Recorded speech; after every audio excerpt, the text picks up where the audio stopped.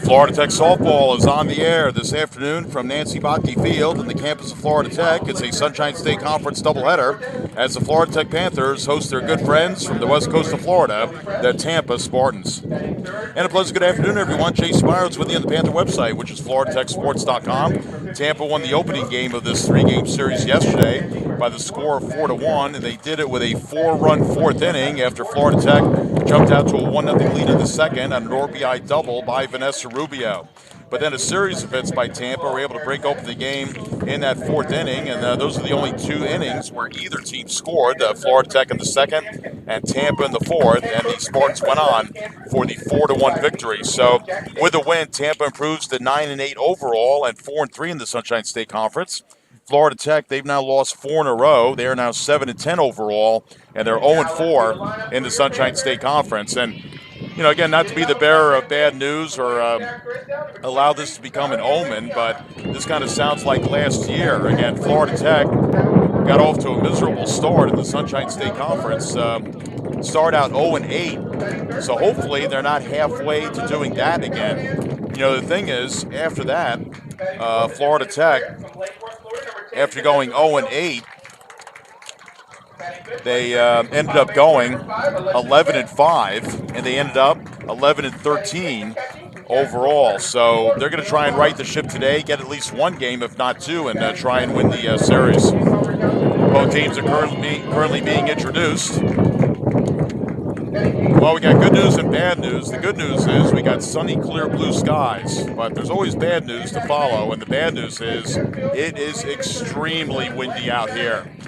I mean, it's a pretty consistent wind, blowing probably about 25 or 30 miles per hour. I mean, who knows? We might have gusts as well. But, you know, this reminds me of the old Candlestick Park where the San Francisco Giants used to play, and, of course, the current Wrigley Field where the Cubs will play, and that'll be a park that'll never be torn down. But, of course, you know, just looking back on a little bit of baseball history, this is probably like Candlestick Park, which where that ballpark was built. You can see why eventually they tore it down and they built the Giants' new ballpark in downtown San Francisco. So the bottom line is every pop-up to the infield and every fly ball to the outfield could be a major adventure for both teams. And Florida Tech has had problems defensively with errors, so that does not have a good omen for today, but hopefully things will turn out all right. All right, Amanda Kahn is the starter, so Melanie Murphy is not available. I'm not sure why, but she is not, I guess, going to pitch today. So we got Amanda Kahn in the pitcher circle, and also we got a late scratch. Michaela Wessel is not starting in center field, so I'm not quite sure if it's illness or they're hurt, but Florida Tech's going to have a little bit different of a lineup than they usually have. Let's give the Tampa lineup, though. That really hasn't changed much from yesterday. Under the direction of 24th-year head coach Leslie Cantor. Tampa's going to lead off with their center fielder, Serena Cortez. Batting second will be the left fielder, Shelby Press. Hitting third, Michaela Dooley, the designated player. Dooley was the winning pitcher in the circle yesterday, but she's also a very good hitter, so she pretty much plays every day. Batting in the fourth spot, the third baseman, Bailey Phillips. Hitting fifth, the catcher, Maddie Farrell. Batting in the sixth spot, and I'll tell you, this player is really emerging, Emily Profit. Certainly showing a profit for Tampa, despite the loss of their other talented shortstop, Christina Klorberg. Profit has really picked up the slack. Batting seventh will be the first baseman, Emily Jansen. Hitting eighth, the second baseman, Erica Manage. And batting ninth for the Spartans, playing right field, will be Lauren Pasco. We had Lauren Reyes in right field yesterday, but we got Lauren Pasco in the lineup in right field, batting ninth. Sam Kay is going to be the pitcher for Tampa. I imagine we're probably going to see Michaela Dooley in game number 2. Again, she's the number 1 pitcher, Kay the number 2. So it's Amanda Kahn against Serena Cortez to start things off on this beautiful but very windy Saturday afternoon. The first pitch of the ball game is for a called strike, and it's 0-1. Well, we got one familiar umpire from yesterday, Ray Mora. He's going to be doing the bases in game 1. Bernard Jethro not here, but we got good old Charles Smith. Very nice guy. The pitch on the way is red foul. Look out, a little target practice for the Panther dugout, and the count is now no balls, 2 strikes. Charles was a little bit upset, but in a sarcastic way that I did not remember him or his name. So he was kidding. Good guy. So he's been here for a number of years. So again, Charles Smith behind the plate, and again Ray Mora on the bases. And Ray Mora is going to go investigate something down the right field side. I don't know if something came apart with the fence or what, but they're going to attend to the problem. Well, that's good for me because I can give the Florida Tech Panthers a defensive look, and it is looking different today. So let's take a look at it. Tori Schramm, who started first base yesterday, she is still there. Ciari Amarantziana is at second base. The big change comes to shortstop. Shani Amarantziana, who's had her problems defensively, is out of the lineup. We got Melinda Rule, I believe, making her season debut at shortstop. I mean, she has pitched run before, but I'll have to check the stats, see if she's even batted that much. Alexis Smith is at third. We got Jessica Callahan in left field. Lexi Betterman is at center field for Michaela Wessel. Not quite sure with Wessel, maybe an injury or maybe sickness, but Wessel's been in the lineup every game so far as Khan will get the strikeout of Serena Cortez. So good start for Amanda, who appeared in yesterday's game in relief of Mackenzie Krutzinger. We'll check her line in a minute. So again, Lexi Betterman, she might have a lot of adventures in center field, not because she's not capable, but along with her teammates and really everybody on the field today, the wind. It's kind of a swirling wind. Right now it's kind of blowing out to left center, but that could certainly change. Allie Carver, as usual, is playing it right. He pitches low for a ball, and it's a 1-ball, no-strike count to Shelby Press, the left fielder. Again, Michaela Palmer and Vanessa Rubio, they rotate behind home plate, so Palmer is catching, and Rubio is the designated player. And again, Amanda Kahn in the circle for Florida Tech. She's had two very good back-to-back relief appearances. The pitch is a ground ball foul right past Leslie Canner, the head coach and third base coach for Tampa. Again, Kahn yesterday, excellent in relief. Mackenzie Krutzinger struggling with that 4-run fourth inning, which was the difference in the game. Krutzinger got pulled after the fourth, and Kahn came in, pitched 3 scoreless innings, allowed 3 hits. She didn't walk anybody, struck out 1. The pitch. Bunt is put down. Kahn gets it, throws to first in time. Nice play by Amanda, and she had to hurry because Shelby Press can fly like the wind. Kahn yesterday, 49 pitches and 36 strikes. So that's a very good ratio. So that'd be 36 strikes and just 13 balls. So Amanda trying to get it together as a starter. That's where she has struggled this year. In fact, we'll go over her last start, which was quite a while ago. That was in Texas against Adams State. So 2 outs, nobody on here in the first. This one is ripped down the left field line, and it's going to be a home run. Just to the right of the foul pole by McKaylee Dooley.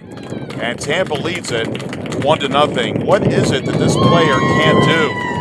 She's one of the best pitchers in the Sunshine State Conference, and I'll tell you what, she might not be the best hitter, but she's pretty darn good.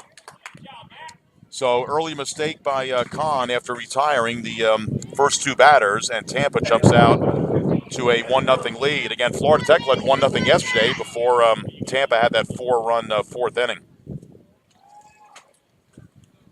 So Dooley with a home run. Again, that was probably about 5 feet inside the foul pole. In fact, it beautifully split the scoreboard and the foul pole in left field. That ball might still be rolling. Here's Bailey Phillips, the third baseman. Pitches inside for a ball, and it's 1-0. Well, that is only the second home run as a team for Tampa. The other one was hit by Shelby Press in an earlier game. It's only the second home run as a team, so Tampa not known for their home runs, but Dooley changing that in that moment. The pitch in for a called strike, and it's 1-1 on Bailey Phillips.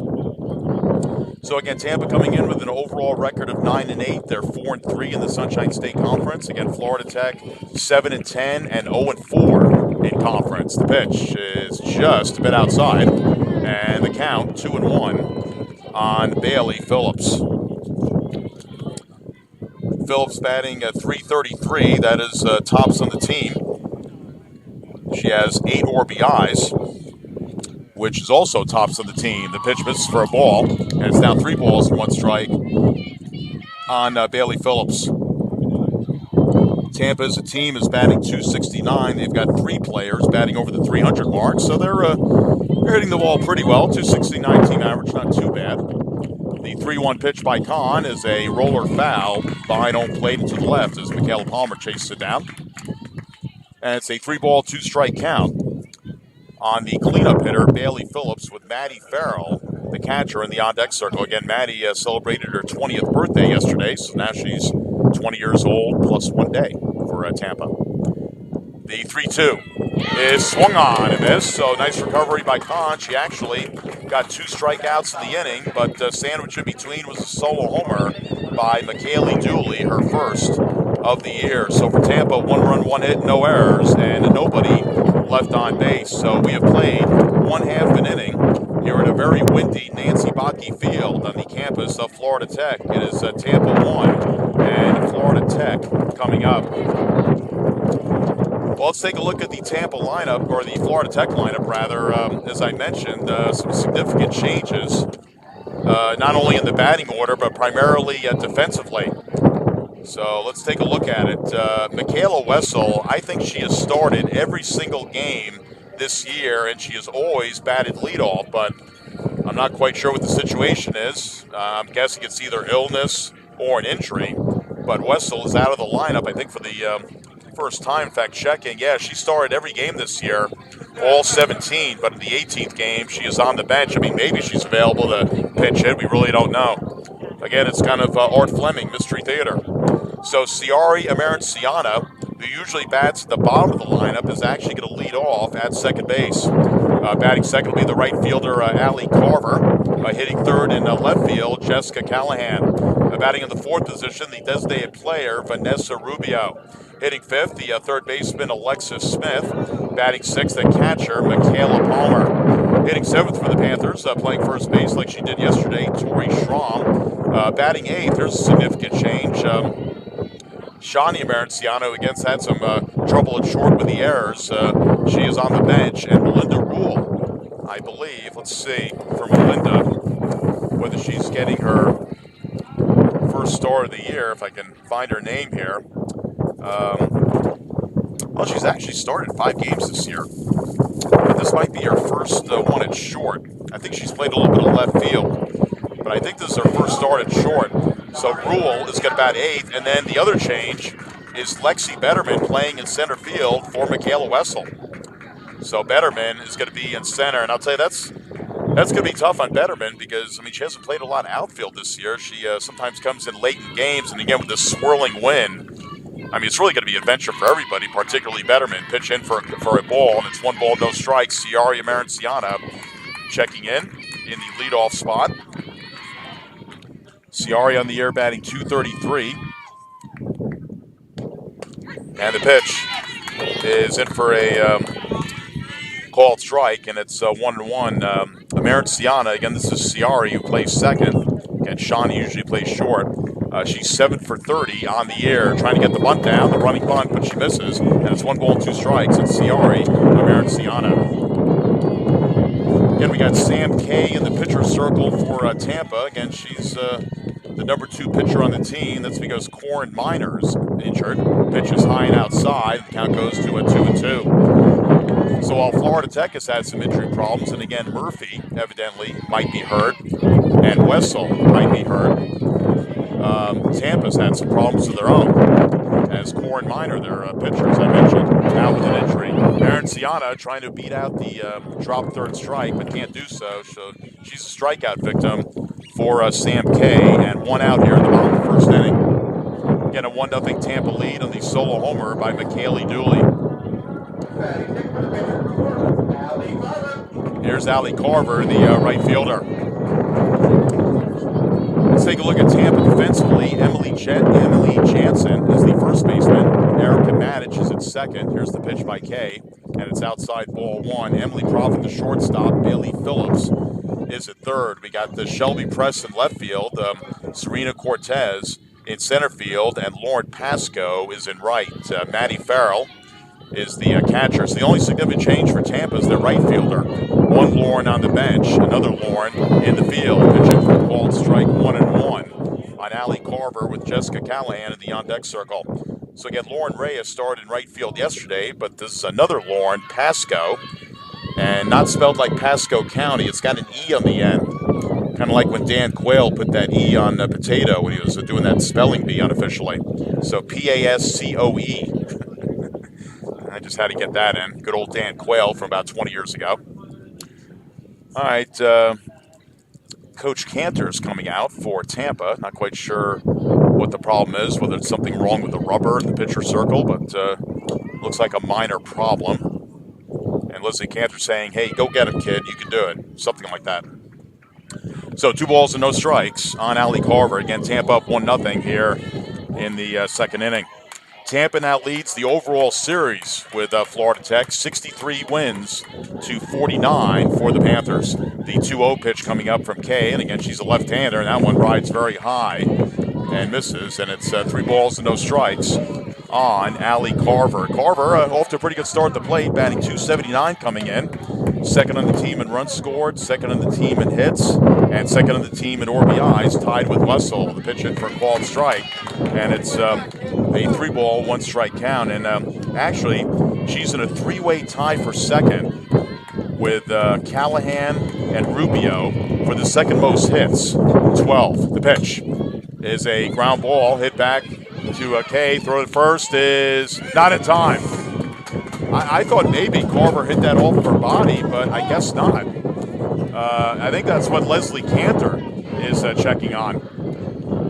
The fact that it might have hit off her body and it should have been a foul ball. It certainly kind of looked like the kind of play where that happened. But, well, Cantor's going to have Charles Smith check with Ray Moore and see what he saw. So, Leslie Cantor, I mean, she's not the kind that gets very upset, but she just kind of raised her head to the roof saying, really? Wow. Okay. All right. Well, good break for Florida Tech. So that's going to be an infield hit for Carver. And here's Jessica Callahan, the left fielder. The pitch by Kay rides it. Oh, it actually hit her. So Callahan gets hit by the pitch. So Cantor, that doesn't make her feel any better. She probably feels there should be a runner on first and 2 outs.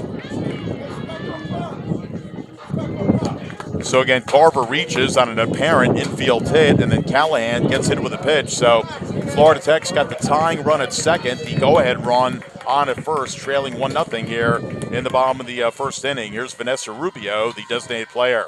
Pitch by Kay is in for a called strike, and it's 0-1 on Rubio. Rubio batting .267, has a home run and 6 runs batted in. So she's tied with Callahan with 1 home run. So Tampa has 2 home runs on the year as a team, and so does Florida Tech. The pitch is low for a ball, and it's 1 ball and 1 strike. Rubio leads the team in doubles with 5. She had the RBI double yesterday, accounting for the only run. 20 total bases leads the team, and also leads the team in slugging at .444. The 1-1 pitch by Kay is low for a ball, and the count 2-1 on Vanessa Rubio with Alexis Smith in the on-deck circle. Again, Kay, a left-hander, a sophomore from Watchung, New Jersey. Wow, Watchung. Never heard of that place. Chopper hit in front of Kay on 1 hop, fields it, throws to first in time. That's just as good as a sacrifice, although it was kind of a swinging bunt by Rubio, but will not go down as a sack. 1-3, but moving up to third is Carver, and moving up to second is Callahan, but there are 2 outs. That'll bring up Alexis Smith, the third baseman. Hey, you're from New Jersey? You know where Watchung is?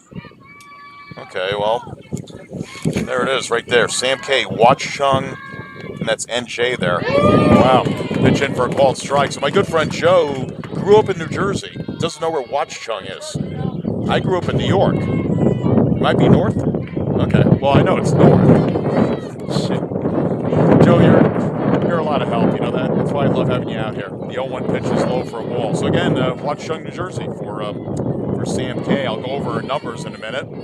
It's a 1 ball, 1 strike count on Alexis Smith. So we got Carver on third, Callahan on second. 2 outs, bottom of the first, a 1-0 Tampa lead. The pitch is low for a ball, and the count goes to 2-1 on Alexis Smith. Michaela Palmer in the on-deck circle.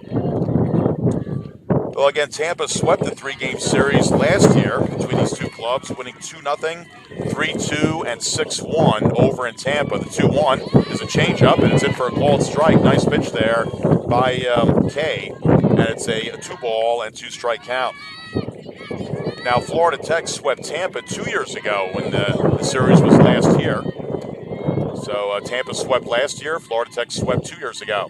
The 2-2 is sliced foul. Look out, hit low on the ground off the screening of the first base dugouts. The players, again, well protected, and we're happy about that. 2 balls and 2 strikes on Alexis Smith.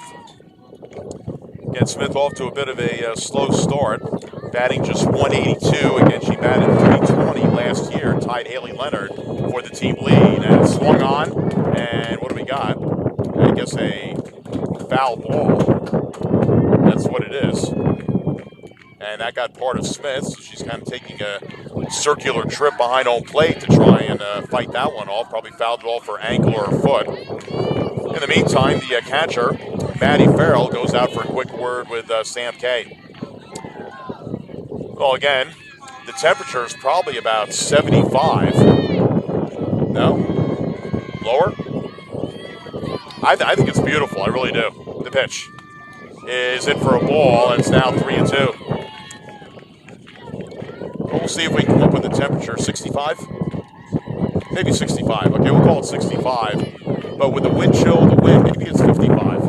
The pitch is a roller hit up the middle, base hit for Alexis Smith. 1 run is in, 2 runs are in, and Florida Tech takes the lead. A big 2-run single by Alexis Smith, and hopefully that'll snap her out of her slump.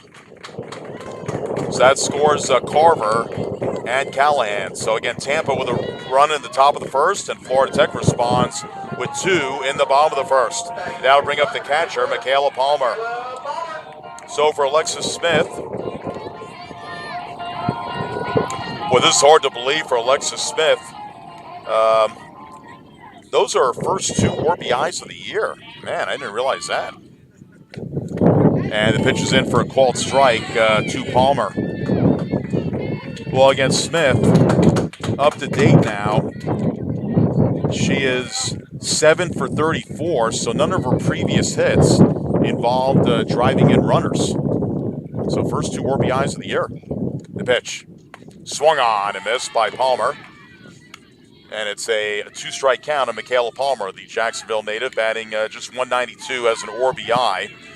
She's 10 for 52 coming in, so Michaela's struggling. Really, the Panther lineup, except for maybe 3 or 4 people, really struggling with the hitting. The pitch is way high. Look out. A little close shave there for Palmer, and the count is 1-2. Well, again, Florida Tech as a team batting just 238. As I mentioned, Tampa as a team batting 269.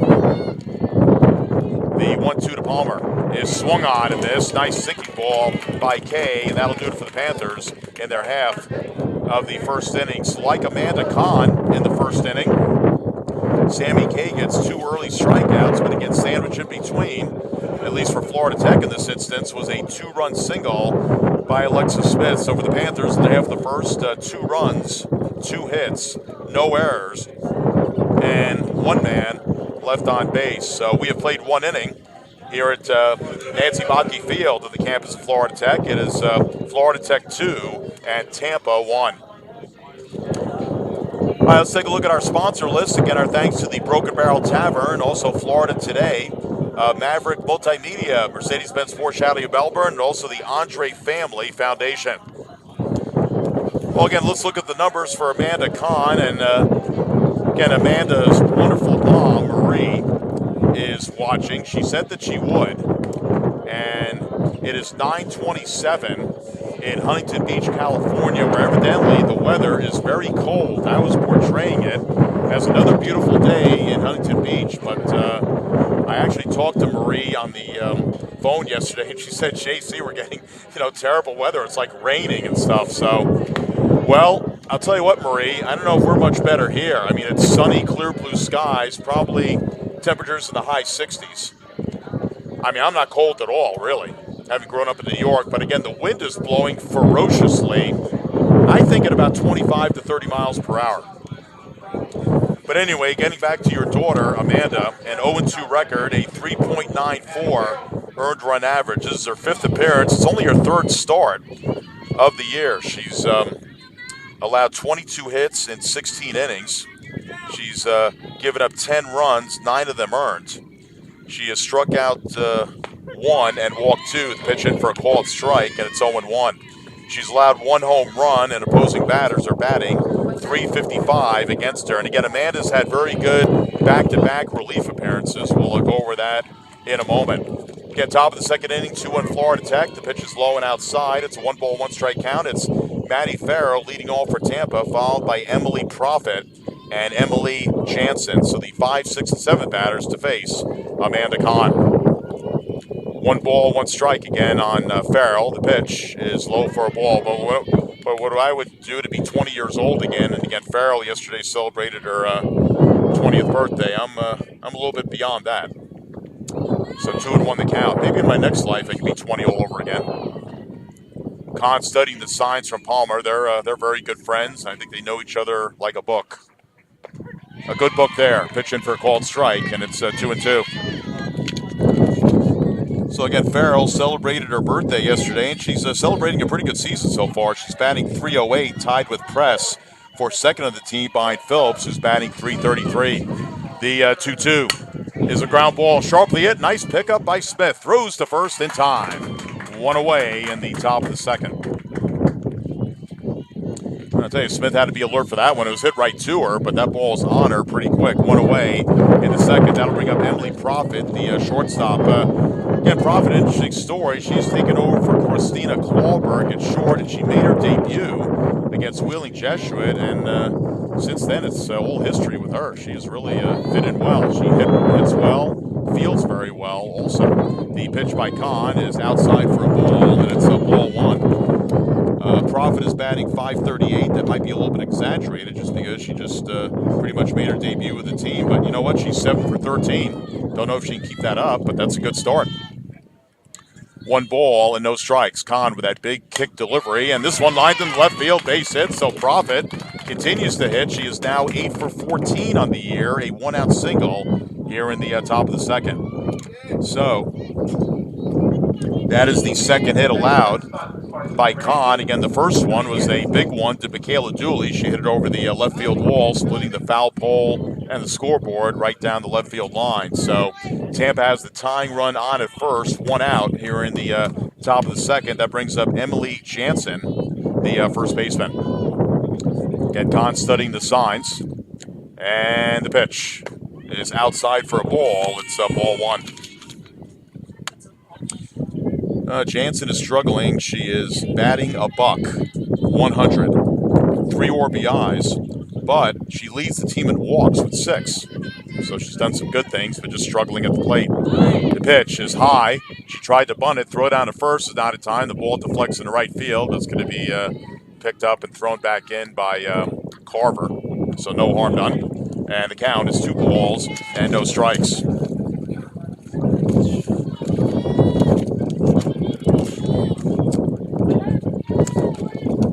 And they see if she swung about 35 seconds later, and she did not.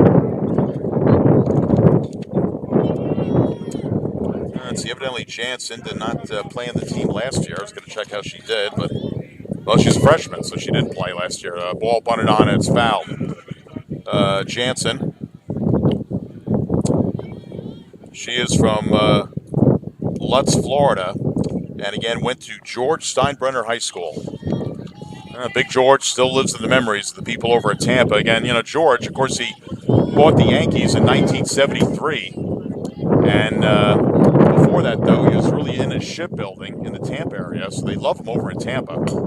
This one is a roller, hit to third. Oh, it hits the bag. Hot potato gets the sour cream out. That'll be a base hit. So that hit the bag, and fortunately went straight up for Smith, but she had no play. So back-to-back hits by Profit and Jansen, with Jansen being the infield variety. So Profit moves up to second. So Profit on second. Jansen is on first. And here is Erica Madich, the second baseman. Madich batting .235. She has 5 runs batted in. So Tampa has the potential tying run on at second and the go-ahead run on at first. The pitch. It's a little pop-up, and Kahn will grab it. So nice job by Amanda to jam the batter, and Manich fisted it up in the air. So that is out number 2. So that's just as good as a strikeout. And here's Lauren Pasco, the right fielder. Pasco, I think, appeared as a pinch runner yesterday. Did not start, but she's getting the start today in right field.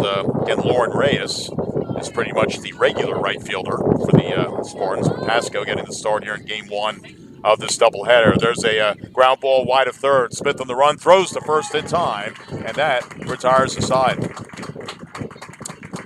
So good job by Amanda Kahn to do some pop-up and a ground ball to get out of the jam. So, okay, I'm busy. What?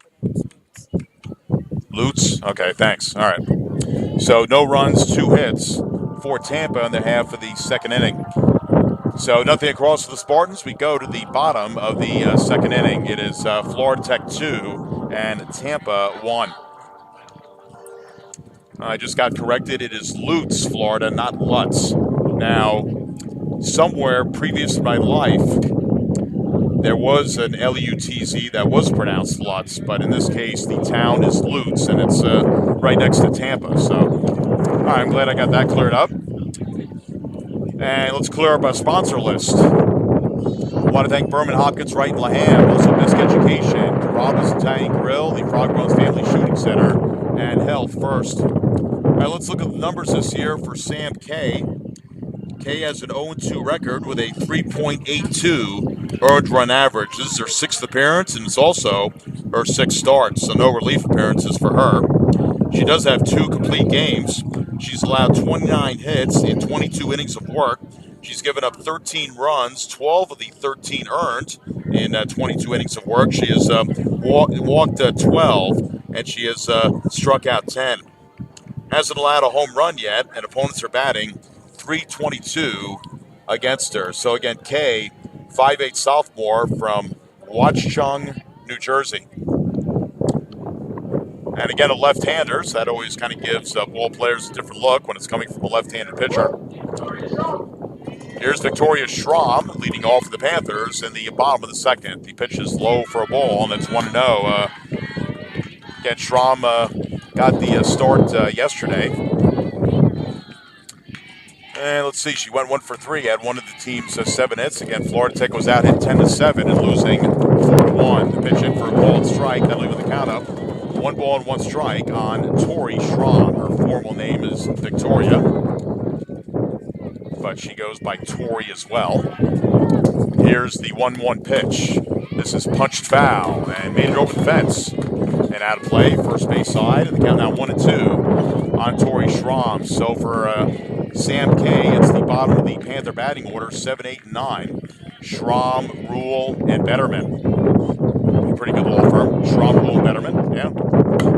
This one is punched to right center field, and making the catch is Lauren Pasco. So Schramm hit it very well to right field, but Pasco only had to go over about 3 or 4 steps, and she made the play before the ball got by her in the gap. So 1 away in the bottom of the second inning. Again, Florida Tech leading 2-1. Here's Melinda Rule, the shortstop.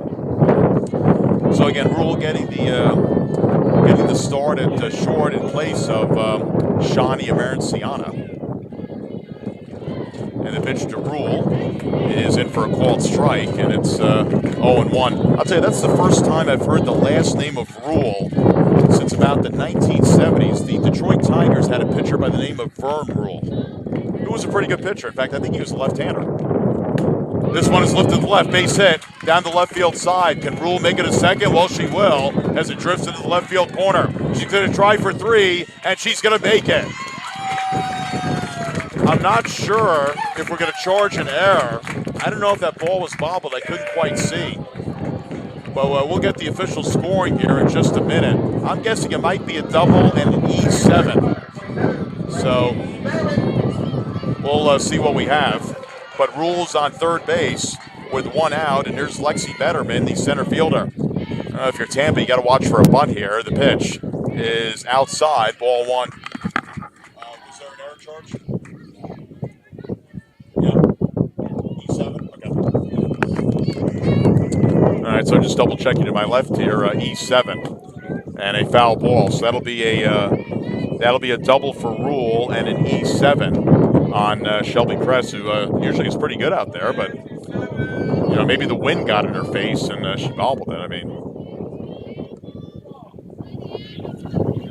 and where's Bob Seeger when you need him? 1 ball, 1 strike. Pitch is outside for a ball. I think in honor of Bob Seeger, both teams are going against the wind today because we just don't know what this wind is going to do.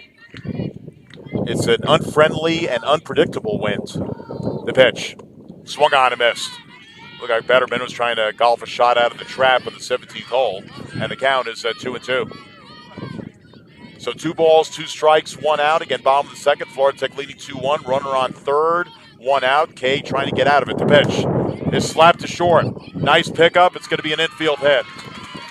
So Betterman hit that pretty hard, and Profit looked like she stumbled a little bit, but fortunately for her, she kept the ball in front of her, and there was no advance at third by Rule. So infield hit Betterman. Runners at the corners with 1 out. We go back to the top of the batting order. The second baseman, Ciari Amerinciana, who struck out swinging back in the first inning. So Kay laboring a little bit here in the second. She struck out 2 in the first. So she has struck out 2. She has not walked anybody, and she's hit a batter in allowing 2 runs. And Amerinciana thinks about the bunt, did not offer at it, and it's ball 1 to Ciari Amerinciana. And again, Tampa really has to be wary of a possible bunt here. Again, they're in at the corners. Phillips at third, Jansen at first. They're also in the middle of the infield as well, so the entire infield is in. The pitch is on the outside corner in for a strike. Throw down to second is not in time. That'll be a stolen base for Betterman. So that takes the double play out of the equation. And it's a 1 ball, 1 strike count on Ciari Amerinciana with Allie Carver on deck. So we got Rule on second, Rule on third, and Betterman on second. Again, the infield is in. The pitch, 1-1, is outside, 2-1.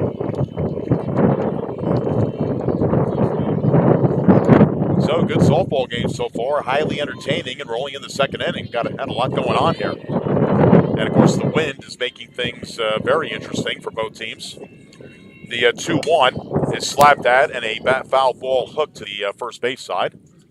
Fielded by the first baseman, Emily Jansen. Emily, again, spells her first name E-M-A-L-E-E.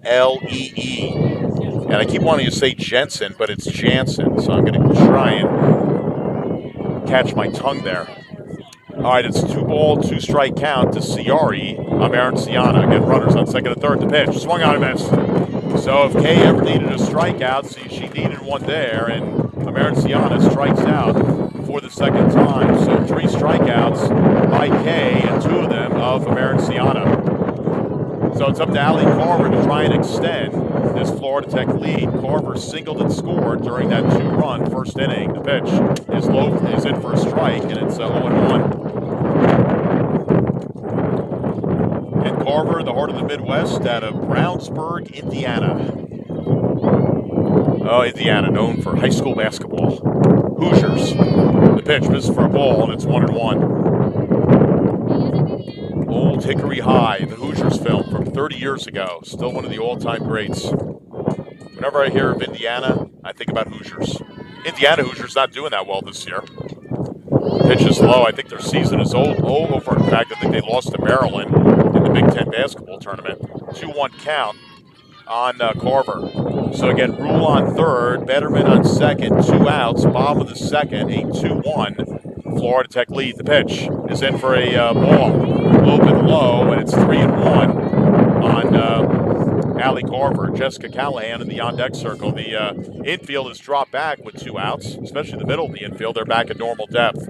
So 3 balls and 1 strike on Carver. The pitch is a ground ball hit right back to Kay. She gloves it, throws to first in time, and that retires the side. So Sam Kay with a good job in holding Florida Tech scoreless in the second inning. So again, 2 problems for Florida Tech so far this year. Too many errors and too many runners left on base. I mean, they left 1 in the first inning, and they leave 2 here in the second. So no runs, 2 hits, 1 error, and 2 men left on base. So we have played 2 innings here at Nancy Botke Field on the campus of Florida Tech. It is Florida Tech 2 and Tampa 1.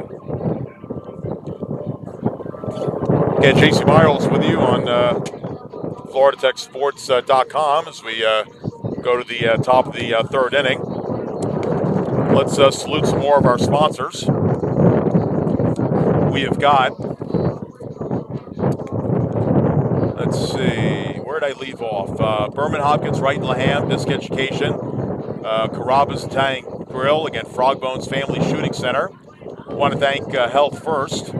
Also, Jersey Mike Subs, the Kiwi Tennis Club, Marco's Pizza, Matt's Casbah, and Meg O'Malley's Restaurant and Irish Pub. Well, Amanda Kahn's last start came in Texas against Adams State, and it was a tough one for her. 5 2/3 innings. She allowed 4 runs, all of them earned on 9 hits. She didn't strike out anybody. She walked 1. She threw 85 pitches. So that's the bad news. But the good news is she has again had 2 back-to-back stellar relief appearances. She came in relief of Mackenzie Krutziger yesterday in the 5th inning. And in 3 innings of work, she pitched a shutout for 3 innings, allowed 3 hits, didn't walk anybody, struck out 1. She threw 49 pitches, and 36 of the 49 were strikes. So she seems to be getting it back together. Top of the 3rd inning, 2-1, Florida Tech. The pitch is a chopper foul down the left field side. It's top of the batting order for the Tampa Spartans. It'll be Serena Cortez, Shelby Press, and McKaylee Dooley to face Amanda Kahn. Again, Florida Tech is up 2-1. Kahn has 2 strikeouts so far, and Cortez one of the victims. Kahn did not strike out anybody in the 2nd, but got Cortez and Phillips non-consecutively in the 1st. It's an 0-1 pitch to Cortez. And this one lifted out in the left center field. This is going to split the gap in left center, so Cortez will at least have a double. The throw comes in, but a little bit late. Well, I tell you, that was a lot closer play at 2nd than what I thought, as the center fielder Betterman got to it quickly and threw it back in, but Cortez has a double. So Tampa has the potential tying run on at 2nd with nobody out here in the top of the 3rd. That'll bring up the left fielder, Shelby Press. Press hit a tapper back to Kahn back in the 1st inning, and evidently got a little bit of an injury problem. Something happened to Cortez as she came in a 2nd. I mean, hopefully she didn't pull a quad or a hamstring. She went in standing up. Again, good job by Betterman out there with the assistance of Callahan to get to that ball and get it back in, and that was a much closer play than what I thought it was going to be. Maybe I didn't see it. Maybe Cortez kind of pulled a little something before she actually got the 2nd, and that's why she got there. Well, it looks like she's okay. She'll test it out. She's kind of down in a squat, kind of feeling her knees, so we'll see how that goes. Here's Shelby Press, and they're not gonna pitch run for her. I'm a little bit surprised. So here's Press again, hit a tapper back to Kahn back in the 1st inning as the wind continues to go ferociously here. And the pitch is bunted on. I don't know. Let's see. I guess it's a ball. And the ball got by Palmer, so to 3rd goes Cortez. I guess that's a wild pitch. Yep. So wild pitch. Wild pitch by Kahn. And Charles Smith checking on the swing. And she did not swing. Press. So it's a 1 ball and a no strike count. So a tough spot here for Kahn. Tying run on at 3rd. Nobody out here in the 3rd inning. The Panther infield is about halfway at 2nd and short. The pitch is in for a called strike. That'll even the count up. 1 ball and 1 strike. So they're pretty tight at the corners at 1st and 3rd with Schramm at 3rd and Smith at Schramm at 1st and Smith at 3rd. The 1-1 is a roller foul over toward the Panther dugout for 3rd base side, and the count now 1-2. The Panther middle of the infield, Amarantziana at 2nd, and Rule at short. They're kind of playing it halfway. So if it's a sharply hit ground ball to short or 2nd, they could very well come home. Be interesting if Cortez will break on any contact because, I mean, there are no outs, so you have a little flexibility. The 1-2. is inside for a ball. Throw down to third is not in time. It gets away, and Cortez is going to score. Well, that'll be an error of some sort, either an E2 or an E5. E2? Okay, so throwing error on Palmer. Well, that's too bad. That ties the game at 2. And Cortez didn't appear to have any trouble running, so whatever she happened to tweak when she got to second base, looks like she's okay. Again, she plays center field, so she has to be okay to play center. The pitch is a chopper foul behind home plate, so we've got a 2-2 tie, ladies and gentlemen. If you're just tuning in, you've already missed 4 runs. We're only in the top of the third inning. So nobody out, and it's a 2-2 count on Shelby Press, who is from Miami. The 2-2. High fly ball foul. This one is actually behind us to the left. Well, again, we got a lot going on today here at the Olin Complex. We got Florida Tech baseball, a doubleheader against Eckerd. I got the chance to do the game last night immediately after softball, and that was quite a baseball game last night. Florida Tech, they jumped out to a lead. They fell behind. They jumped ahead, and they won 9-5. That game had about 3 chapters out of a book. The 2-2 pitch is a roller foul, and off the glove of Smith, but a foul ball, and the count is 2-2. In fact, that baseball game, Florida Tech led 4-0. They trailed 5-4, and then they took the lead 7-5. They tacked on 2 more, won 9-5. Quite a pitching duel between Ty Cohen and Dylan McCullough last night, and you never would have known it with a final score of 9-5. But it really was a pretty good duel between these two guys, and then things kind of opened up later in the game with all the runs. It was mostly the bullpen stuff. The 2-2 is outside, and it's 3-2. So again, Florida Tech Eckerd playing baseball directly behind me here at the Olin Complex. And my day will not be done after the second game of this doubleheader because I've got women's lacrosse tonight, and I'm looking forward to it. The 3-2 is hitting the left field base hit. So base hit to left by Press. Still nobody out here in the third inning. So Press is on, representing the potential a go-ahead run. That'll bring up McKaylee Dooley, the designated player. Again, Dooley pitched an outstanding ball game yesterday. She is the DP today, and I'm guessing she's probably going to pitch game number 2, but she can also hit, and she had a home run off a con back in the first inning, which again split the foul pole and the scoreboard right down the left field line.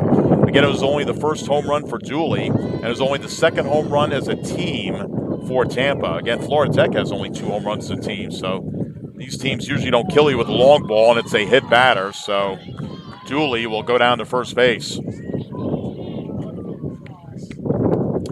So Amanda Kahn in the pitcher circle laboring a little bit, and that's why we have Amanda Haverman in her first year as pitching coach for Florida Tech, replacing Sean Cotter. Again, we wish Sean the best down at Barry, except when Barry plays Florida Tech. We'll be kind of rooting against him, but well, Amanda Kahn's going to come out of the game, and let's see who's coming in.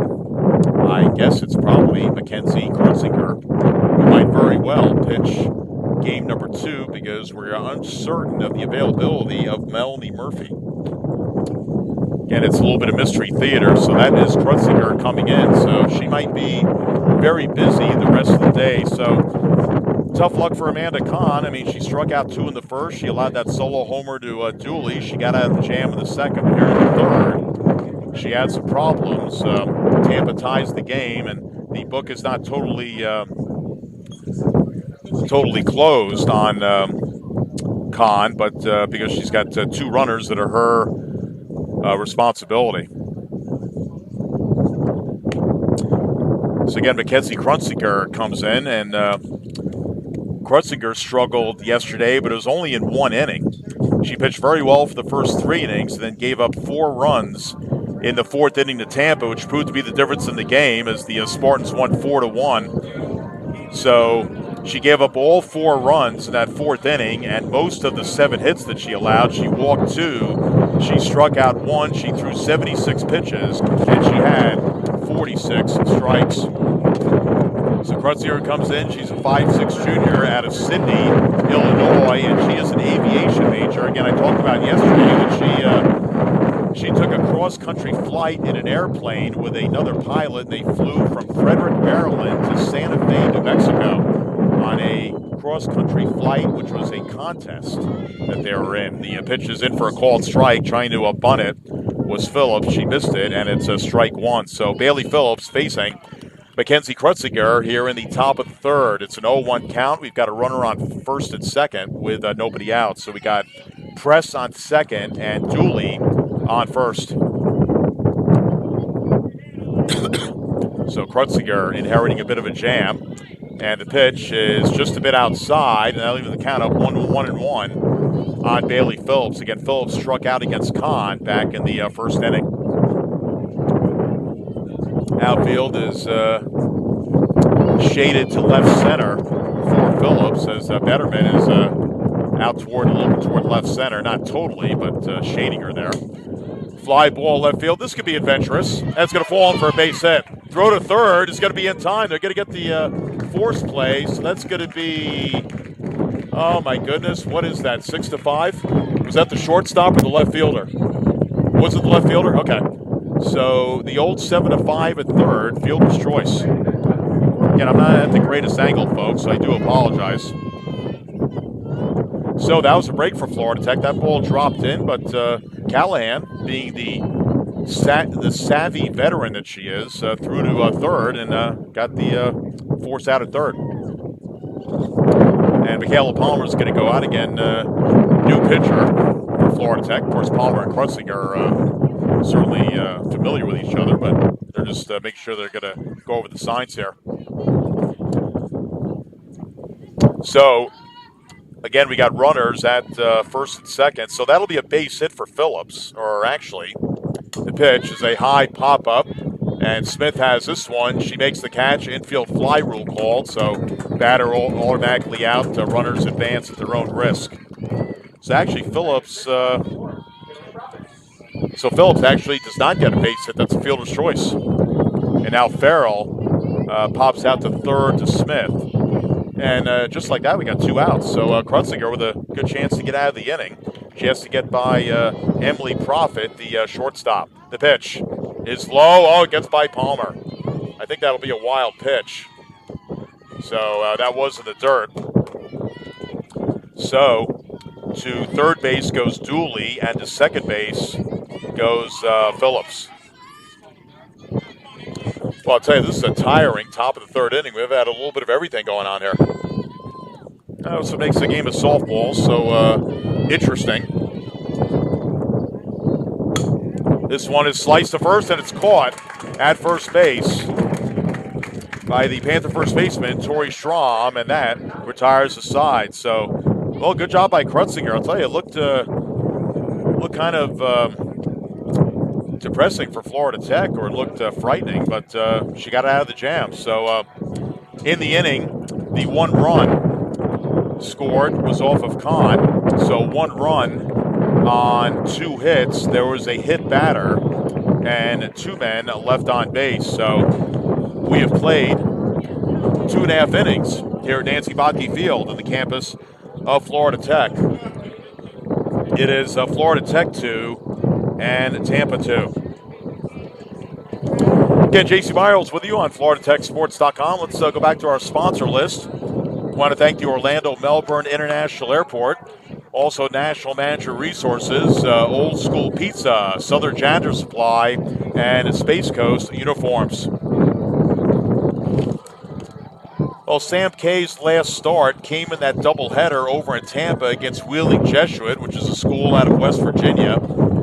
Kay in that game pitched 4 innings, did not figure in the decision, but pitched pretty well, went 4 innings, did not allow a run, gave up 3 hits. She walked 2, didn't strike out anybody, and she had 42 pitches in that game. McKaylee Dooley, speak of the devil, she came in, got the win in relief. That was the game that Tampa won 8-0, and again, that was not your typical 8-0 game. It was scoreless going to the bottom of the 5th inning, and then Tampa scored 8 runs in the bottom of the 5th to end the game due to the run rule. Again, if you live long enough and watch softball, you'll see something that usually doesn't happen, and that certainly was peculiar. All right, for the Panthers, 3, 4, and 5, the batting order: Jessica Callahan, Vanessa Rubio, and Alexis Smith to face Sam K. I assume that's short for Samantha. We'll just call her Sam, though. The pitch is outside for a ball, and the count evens up 1 ball and 1 strike on Jessica Callahan, who got hit by a pitch back in the first inning and eventually came around to score one of the 2 Panther runs in that first inning. Again, we are tied at 2 here in the bottom of the third. The pitch by Kay is in for a ball, and it's now 2-1 on Jessica Callahan. Again, Callahan, the 5'10 graduate student out of Kissimmee, went to Osceola High, and she is an accounting major. So I think she might have already taken cost accounting if she's a graduate student. Swung on and missed, and the count is 2-2. I hear cost accounting is a very, very difficult class. If there is something worse than that or harder, maybe Callahan is taking that right now. Accounting is not as easy of a subject as you might think. You just think it's all math. Well, not really. The 2-2. In for a call, strike 3. Oh, the punch out by Charles Smith. So, the figurative punch out of Callahan. That is the 4th strikeout by Sam K. So 1 out, nobody on here in the 3rd inning in a 2-2 tie. Here's Vanessa Rubio, the designated player. Rubio hit a tapper back to K back in the 1st inning. Outfield straight away against Rubio, and the pitch is low for a ball. That looked like the changeup. So Kay appears to have a bit of a change-up, a rise ball. And again, a left-hander. Again, that kind of comes out of her hand a little bit differently than a right-hander. And the pitch is in for a ball. Well, that was close, but called a ball by our home plate umpire, Charles Smith. Again, we got Ray Mora on the bases. Again, Mora was behind the plate yesterday, and Bernard Jethro was on the bases, but Bernard not able to make it today. So again, Charles Smith calling balls and strikes. The pitch is ripped, just foul down the 3rd baseline. Foul by a few inches. That got past Bailey Phillips, the 3rd baseman, but again, foul, and Shelby Preston, left fielder, picks it up, plays it back into the infield. So it'll be a 2-ball, 1 strike count on Vanessa Rubio with Alexis Smith in the on-deck circle. Again, Rubio coming in, batting .267 with a home run and 6 runs batted in. Again, a .444 slugging percentage, a .358 on base. The pitch is in for a called strike, and the count now 2-2 on Vanessa Rubio. So again, Rubio and Palmer, the depth in the Panther catching is good this year. Again, returnees from last year. Of course, Palmer's been here now all 4 years. The pitch is high for a ball, and it's 3-2. Rubio in her 2nd year at Florida Tech. And again, this is a much different Florida Tech team. Again, you got Alexis Smith back at 3rd, but again, shortstop, 2nd, and 1st are brand new, and part of the outfield is new as well. The 3-2 is sliced to right, but it's caught by the 1st baseman. Nice reaction there by Emily Jansen. So Rubio hit that right on the screws. It was a slice. Hit it hard, but Jansen was right there to make the play. So that'll be out number 2. And that'll bring up Alexis Smith, the 3rd baseman. And again, I saw some signs yesterday that maybe Alexis is breaking out of her season-long slump. And again, she had a 2-run single to drive in both of the Panther runs in the 1st inning. She takes a ball for ball 1. Again, Smith was the co-leader in hitting last year for Florida Tech with Haley Leonard. She batted .320. She had 6 home runs and 33 runs batted in. The pitch is a breaking ball in for a called strike, and it's a 1-ball, 1-strike count on Alexis Smith. Again, Smith this year just coming in today batting .182, so trying to get that batting average up near 200. She's got 5 runs scored. She's got 3 doubles on the year. She slices this down the right field side. This one's going to be foul, not high enough in the air for anybody to get to it. And the count goes to 1-2 on Alexis Smith. Well, I'll tell you, this is going to be a busy week as far as all the Florida Tech sports. And for softball, after today, Tuesday at noon, they will play a doubleheader against Stonehill, which is a team that's been down here before in various years. They're out of Massachusetts. This one is sliced to right, but it's foul. Foul by a good 5 to 10 feet. And the count remains 1 ball and 2 strikes on Alexis Smith. So really everybody's going to be pretty busy this week. Boy, particularly women's lacrosse. What a schedule. Because they're playing Monday and Wednesday as well at home. We're all looking forward to that. How's it going there, Jane? My good friend Gene is on PA today. The pitch is in for a strike, and it's 2-2. Corinne DeRochers, what are you doing to us with all the women's lacrosse? We love it, though. So today, women's lacrosse, Monday and Wednesday as well, and also next Saturday. This one is slice foul right side. I love Corinne. She's terrific. So we got women's lacrosse tonight against the mighty St. Anselms out of New Hampshire. And then the Panthers play Monday night, Wednesday night. Again, I'm talking about women's lacrosse, and also next Saturday. So it is wall-to-wall women's lacrosse today and for the rest of this week. The pitch in for a call, strike 3. And there's the punch out again by Charles Smith. He just loves to do that. All right, so Callahan strikes out, Smith strikes out non-consecutively here in the third inning. So a pretty good job here by Kay. She has given up 2 runs, both in the first, but she also has 5 strikeouts through 3 innings, and it's her first 1-2-3 inning of the afternoon. So 3 up, 3 down. We go to the top of the 4th inning here at Nancy Bonnke Field on the campus of Florida Tech. It is Tampa 2 and Florida Tech 2. All right, let's go back to our sponsor list. I want to thank Baker Sporting Goods, also Boeing, Brown & Brown Associates, also Central Air Conditioning, Cumulus Radio, and also Domino's.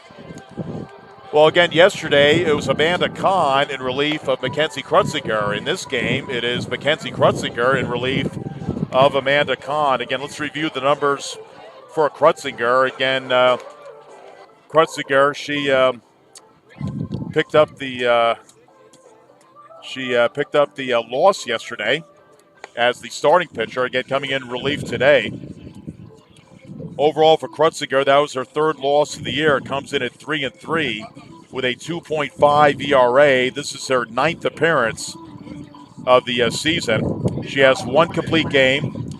Coming into this relief appearance today, she's allowed 43 hits in 33 2/3 innings of work. She's allowed 18 runs, 12 of the 18 earned. She has struck out 9 and walked 7. She has given up 2 home runs, and opponents are batting .293 against her.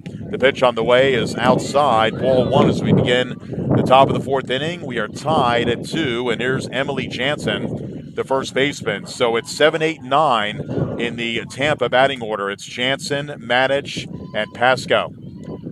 The pitch. This one is a fly ball, and it's hit to second. Amarantziana makes the play. I thought maybe that was going to drift out to right center, but I think the wind might have caught that one. So Jansen is retired, 1 away here in the 4th inning. That'll bring up Erica Madich, the second baseman. Madich hit a little pop fly to Kahn when she was pitching back in the 2nd inning. Outfield is shaded to left center. The pitch is a high pop-up. Could this get adventurous? Let's see. No, it's an easy play. Again, with a swirling wind, you just never, ever know. But the play was made nicely by Tori Schramm.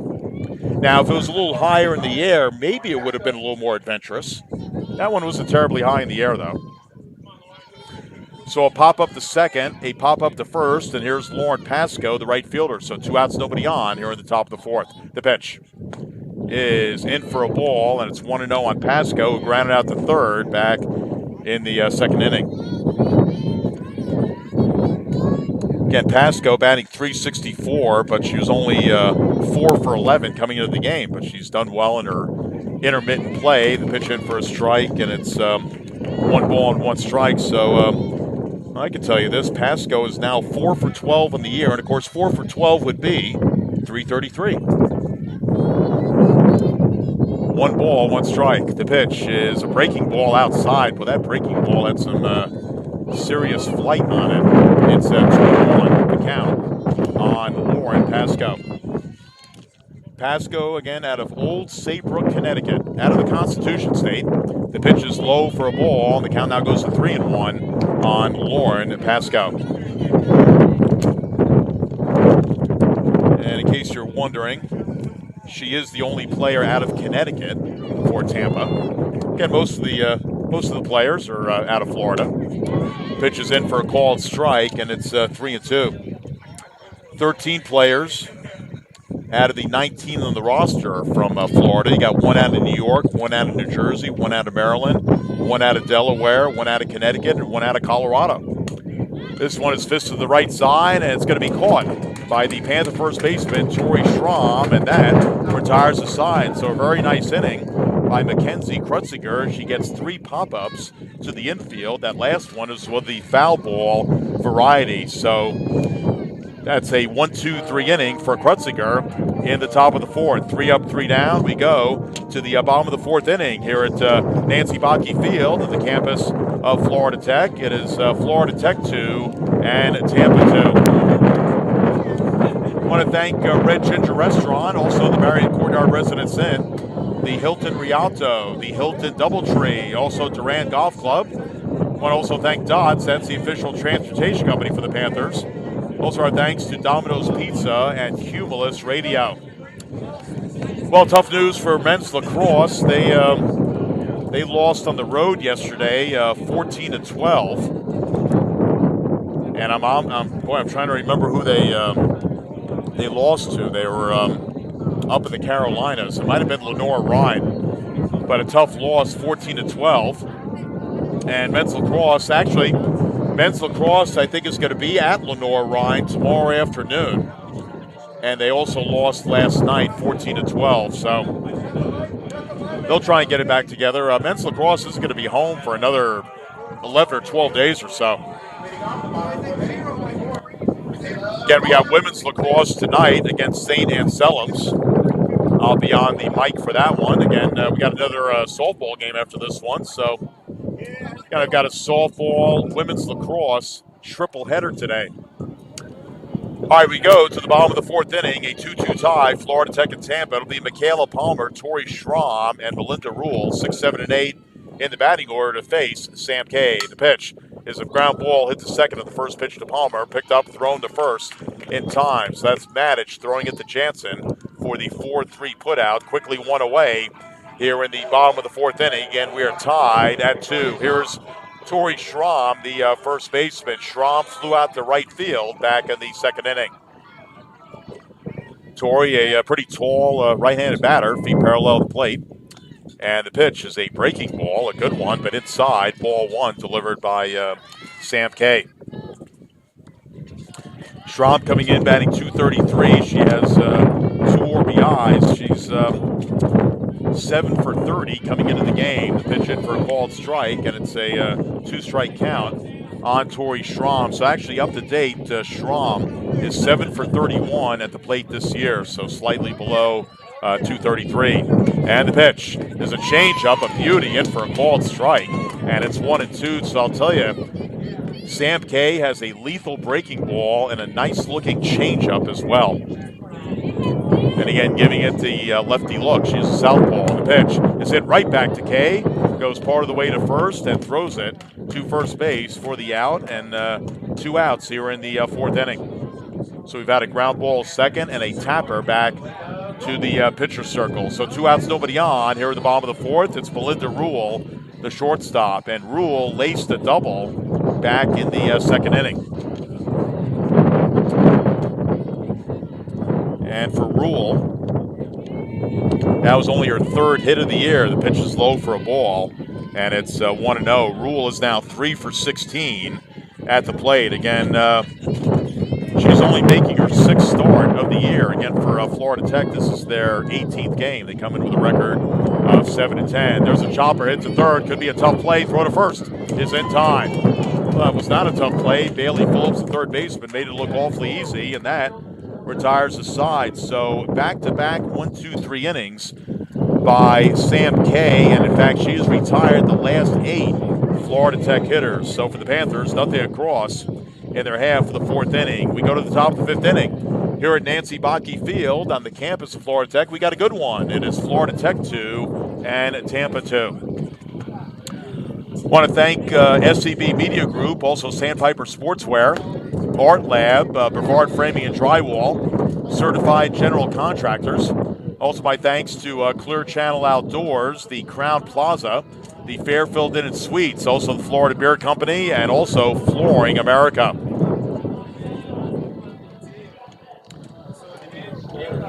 So Tampa so far,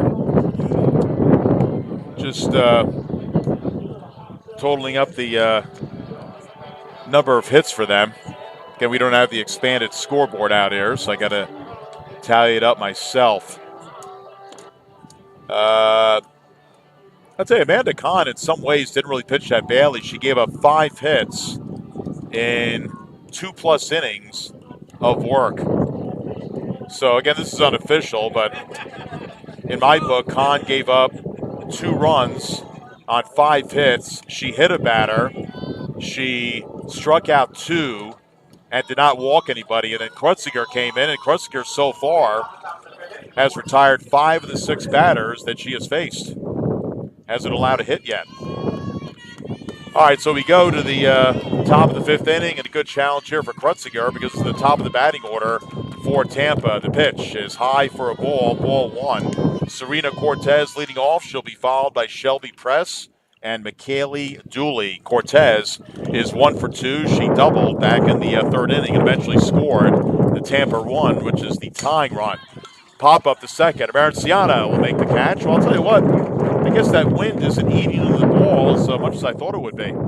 Not that it's a hurricane out here, but I mean, it's blowing at about 25 or 30 miles an hour, I believe. I would say 25 to 30 would be somewhat accurate. And it's a little bit gusty, too, and that's kind of the knuckleball about the wind. When it's gusty, you never know what it's going to do. Here's Shelby Press. The pitch is low for a ball, and it's ball 1 to Press. She is 1 for 2. She singled back in the 3rd inning.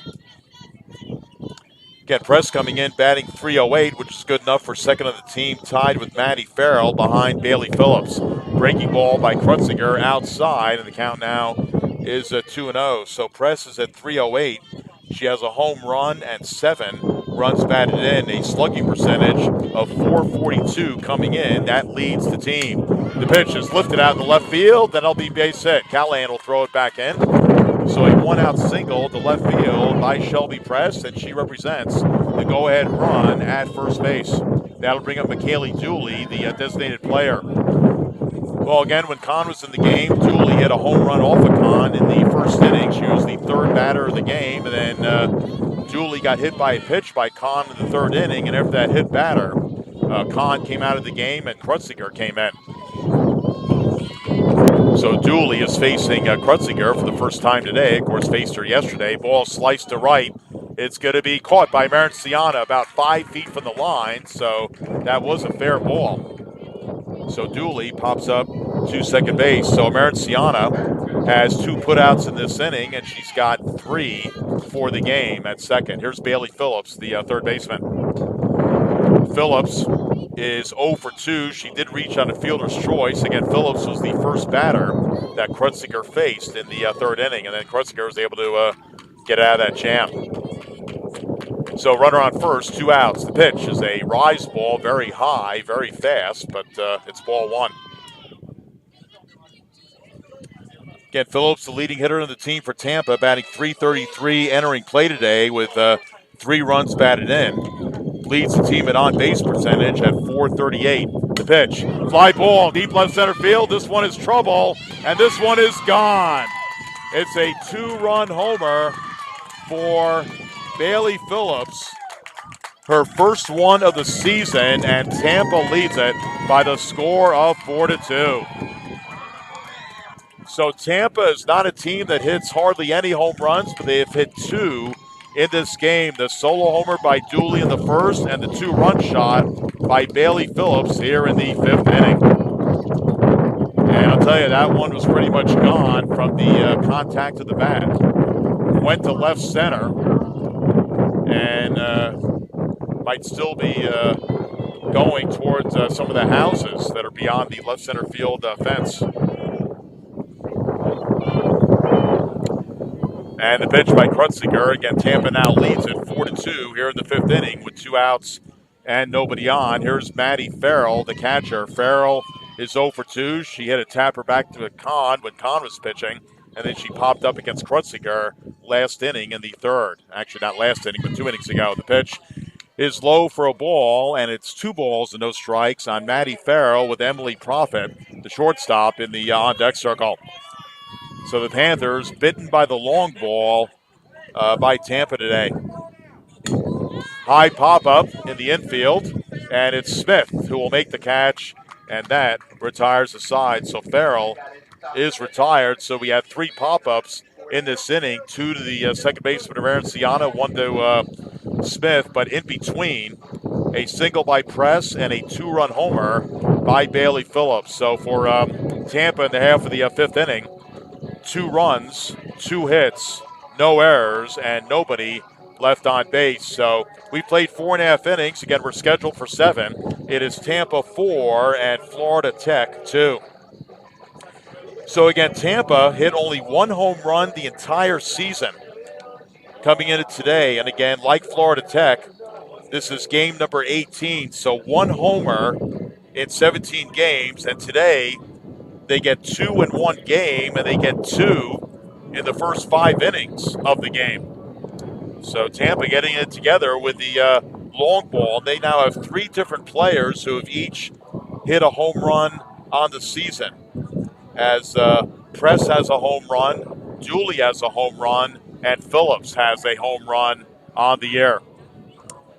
Well, Florida Tech, they jumped out to an early lead yesterday and today. They have now once again fallen behind. They still have plenty of time. It's only the 5th inning, but they have some work to do here against Sam Kay, who seems to be settling in very nicely. Again, Kay gave up 2 runs in the first inning. Alexis Smith singling in Allie Carver and Jessica Callahan. But since the first inning, Kay has done very well.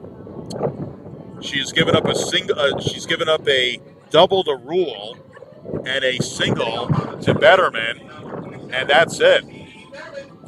So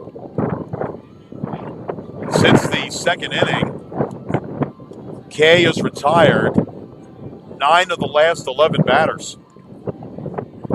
And again, she allowed 3 base runners in the first, 2 base runners in the second, and nothing since as Betterman sliced it foul over toward the Panther dugout, third base side. So for the Panthers, it's 9-1-2 in their batting order. Lexi Betterman, Ciari Maranciana, and Allie Carver to face Sam Kay. Again, Kay coming in with a record of 0-2, a 3.82 earned run average. The pitch is sliced foul and out of play. Again, Kay comes in with the strikeout to walk ratio not being in her favor. She walked 12 and struck out 10 coming in today. But I'll tell you what, she's reversed that today. Today she has struck out 5.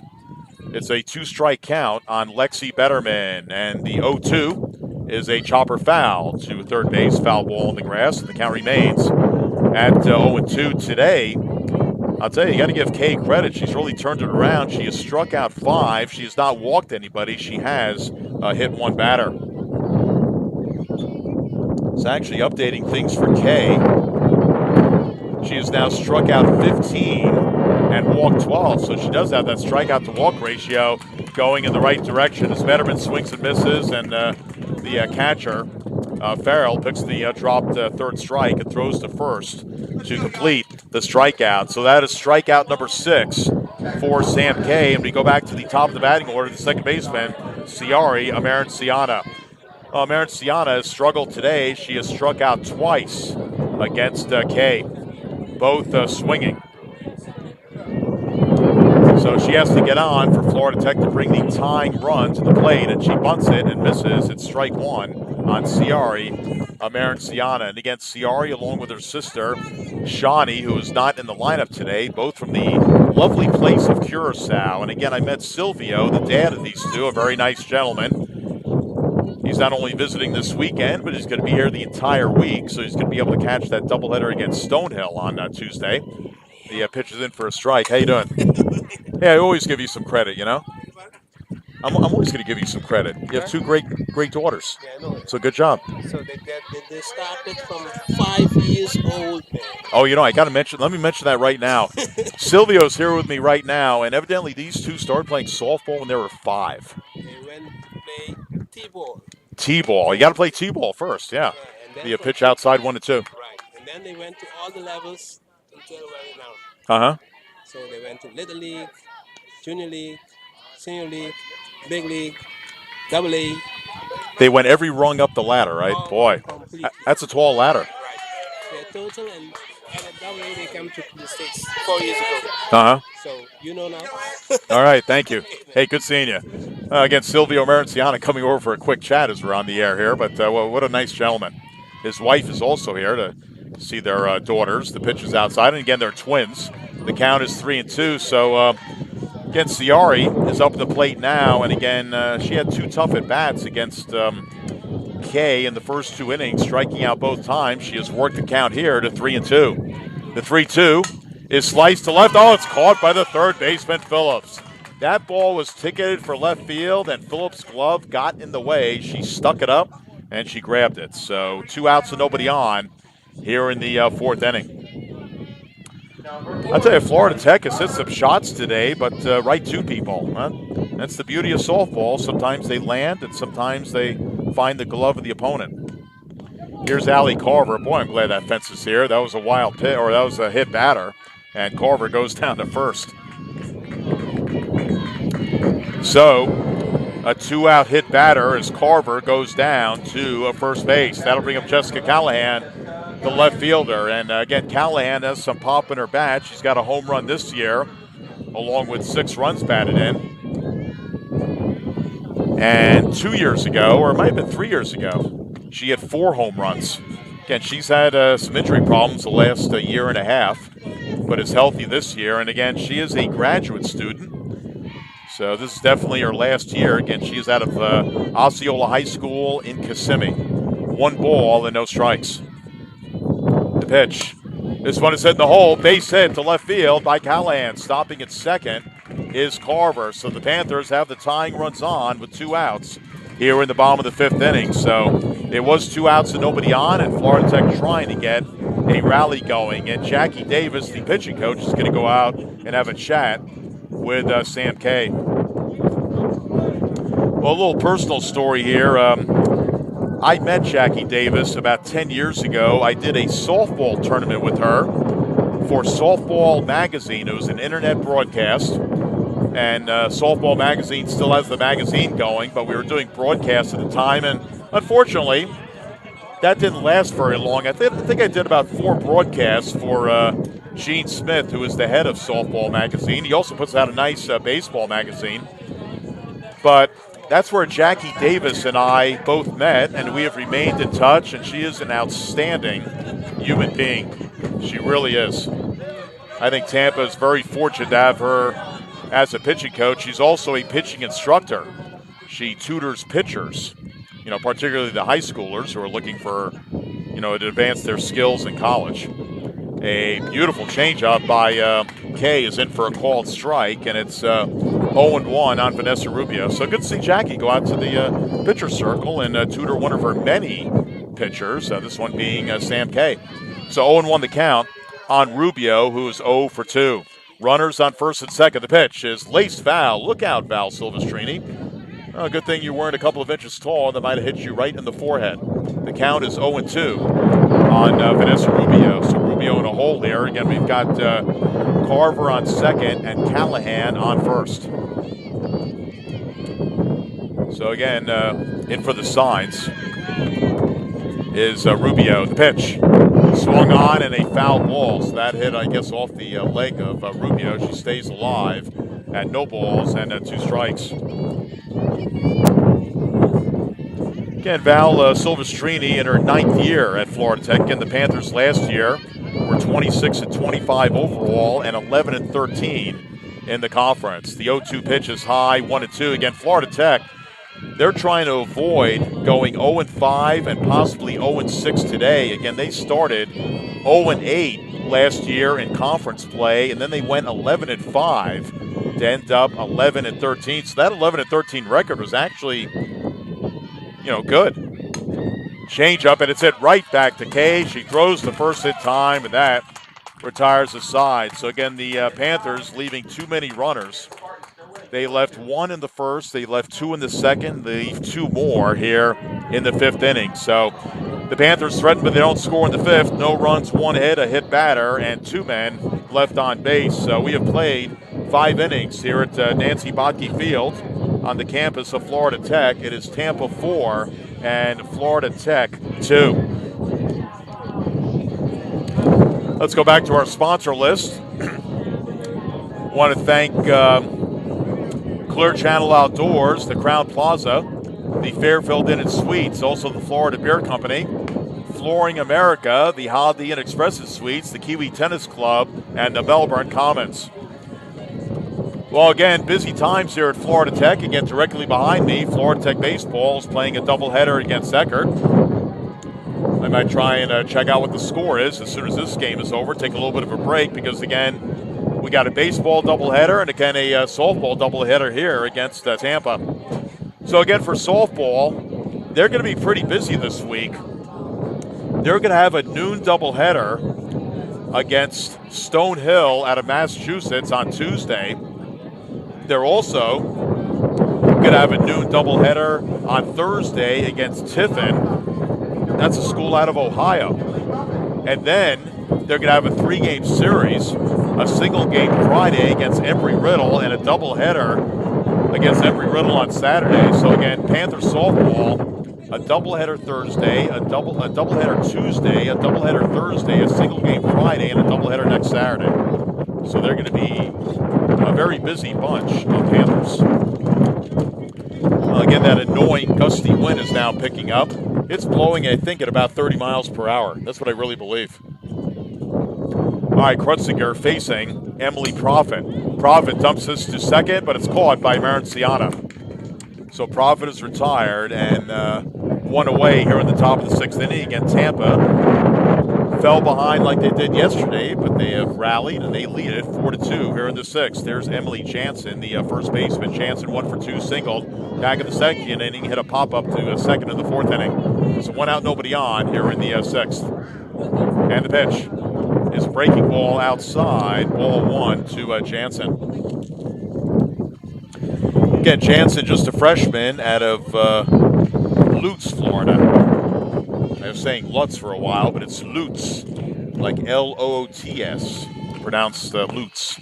Pitches inside for a ball. Again, adjacent to Tampa, and again went to George Steinbrenner High School. So you've got George Steinbrenner High School in Tampa, and then you've got George Steinbrenner Field, which is where the Yankees still spring train. So George Steinbrenner is all over the place in Tampa, whether you like him or not. Pop-up, first base side, out of play. And, of course, George, he died about 7 or 8 years ago, and we're sad for the passing. He lived quite the life. ESPN did a 30 for 30 on Steinbrenner, and I'll tell you, it was really good. And, I'm a Met fan. I don't like the Yankees. But that 30 for 30 was very interesting. The 2-1 pitch is low. Again, Steinbrenner, again, what a life, again, in the shipbuilding. And then bought the Yankees in '73. And, like him or not, he had a pretty successful ownership tenure with the Yankees, although kind of up and down, got suspended a little bit by Bowie Kuhn. The 2-1 is in for a called strike, and it's 2-2. But the thing about George Steinbrenner, he did not live a boring life. He was very interesting. So anyway, 3 balls and 2 strikes on Jansen with Erica Matic in the on-deck circle. Again, 4-2 Tampa here in the 6th inning. Again, 1 out, nobody on. Here's the pitch by Krutzinger, and it's sliced foul, first base side, and out of play. We've had a lot of foul balls in this series. If I had a nickel for every one, I could probably retire. So 3-2 the count. Again, Jansen, very tall, especially for a woman. 6 feet. That's considered tall, I guess. Kind of a tall, lanky player. Fly ball left field. This one will stay in the park. Callahan will make the catch. She almost got that one. Jansen just not quite enough as she flies out to Callahan and left. 2 outs, nobody on here in the 6th inning. Here's Erica Matic, the second baseman. Matic is 0 for 2. A pop-up to Kahn when she was pitching, and a pop-up to first base. And that was to Schramm. Pitches outside for a ball. Ball 1 on Erica Matic. Matic, local product out of Tampa, went to Wharton High. Hitting .235, entering play today. The 1-0 pitch is high. That was the rise ball by Krutzinger. That'll even the count up. Or actually, no, the count will go to 2 balls and no strikes. Again, Tampa is a team batting .269, but I'll tell you what, their team ERA is very good, 2.23. I think any coach would probably take that. Pitches in for a called strike. I mean, if you on the average are only allowing 2 earned runs per game, I mean, you give your team a pretty good chance to win most games. And the pitch. High pop up. Palmer trying to find it, but it doesn't matter. It's well out of play. Wow. That sounded like a Batman episode. Clank, bam, boff. I would call that a clang off the aluminum stance. And I'd say I still watch Batman on BTV, I do confess. 2 balls and 2 strikes. High fly ball, center field. That's Betterman. She makes the catch, and that retires the side. I'll tell you, Betterman's looked pretty good in center field. She hasn't allowed that ferocious wind to bother her. So Mackenzie Kreuziger, who struggled yesterday, is doing pretty well today, although she did allow that 2-run homer to Phillips last inning. But other than that, in a single to press, she has retired most of the batters that she has faced. Well, Florida Tech is running out of innings. We go to the bottom of the 6th inning. It is Tampa 4 and Florida Tech 2, and Sam Kay comes out for another inning. So Jackie Davis paid Kay a visit in the last inning, and it was just kind of a social call to make sure that she was feeling okay, and probably gave her a little bit of advice. But I'll tell you, Kay has pitched an outstanding ball game. She's pitched as well as Dooley pitched yesterday. Again, Florida Tech did their damage in the first inning, scoring 2 runs, and they have been blanked the last 4 innings. Again, the Panthers got 3 runners on in the first. They got 2 runners on in the second, and they got 2 runners on in the 5th, and that's been it. So 6 more outs to go, trying to solve Sam Kay. For the Panthers here in the bottom of the 6th inning, it'll be the 5, 6, and 7 hitters. It'll be Alexis Smith, Michaela Palmer, and Tori Schramm to face Sammy Kay. Smith, again, she had the big 2-run single during that 2-run first inning, accounting for the Panther offense. She also struck out looking against Kay in the 3rd. So again, 4-2 Tampa, bottom of the 6th. The pitch is a breaking ball in for a called strike, and it's 0-1 on Alexis Smith. Against Smith, the Bayside High Bear in her 3rd year with Florida Tech, I believe. Losing track of players. The pitch on the way is on the outside corner, missing the outside corner for a ball. To the oohs and ahs of the Tampa fans who are behind me. It's a 1-ball-and-1 strike count. Again, Smith is a junior, so yeah, this is her 3rd year here at Florida Tech. Had a good year last year, batted .320. Pitch outside, and the count is 2-1. So again, Smith, Palmer, and Rubio are the only infielders that are back from last year's team. Everybody else graduated. And some of the outfield graduated as well. The 2-1 pitch is a chopper hit wide of shortstop. Throw to first is high and safe. Let's see how they score that. I think Mike Craig and my good friend Felipe from Tampa, they're going to debate that one a little bit. What do you think? Let me know when you come up with a decision. Would have been a pretty close play at first. I would probably scored an error as they're blasting the music here at Nancy Bobke Field, which kind of makes it hard to concentrate. All right, Shawnee Amerenciano's got a pinch run at first base. So get a little more speed out there. Alexis Smith actually runs pretty well, but Shawnee Amerenciano runs very fast. So we made an executive decision. Throwing error? Okay. All right, well, we have come up with a throwing error on the shortstop, Emily Profit, who has not done really that much wrong since making her debut against Willing Jesuit this past Wednesday, but she actually did make a mistake there. All right, here's Michaela Palmer.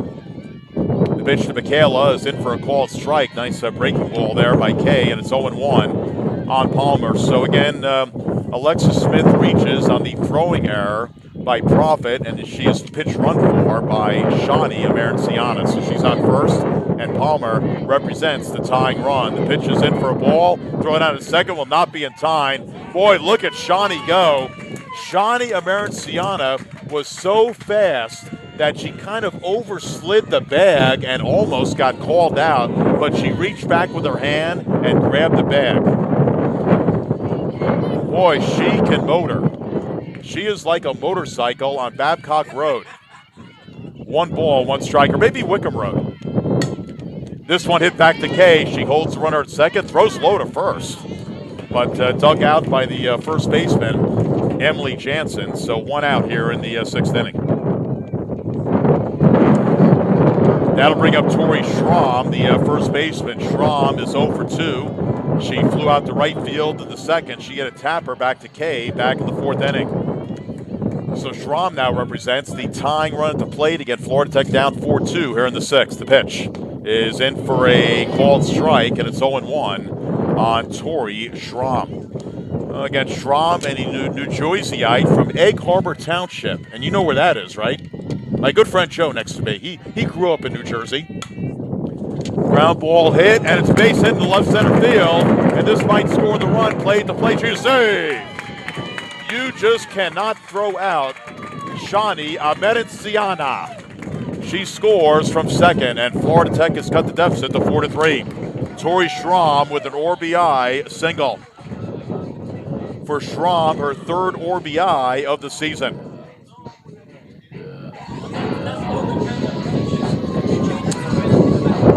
And Leslie Cantor is going to come out and talk to the umpire about something, but first of all, we've got a pinch runner. So Val Silvestrini is talking to Charles Smith, the home plate umpire, and Cantor is waiting for Charles Smith, and now they're going to have a little chat here.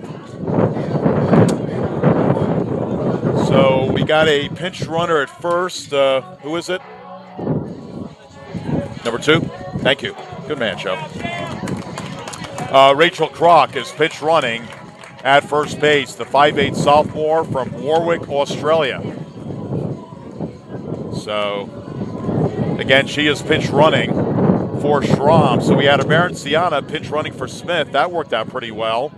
And now we got Kroc pinch running for Schramm. So, again, Kroc representing the tying run on at first base. And we do have a pitching change. McKaylee Dooley, who I am still expecting to pitch in game number 2, is coming in relief of Sam Kay. I'll tell you, Sam Kay pitched a really good ball game, and evidently I think I heard a story that she was a walk-on.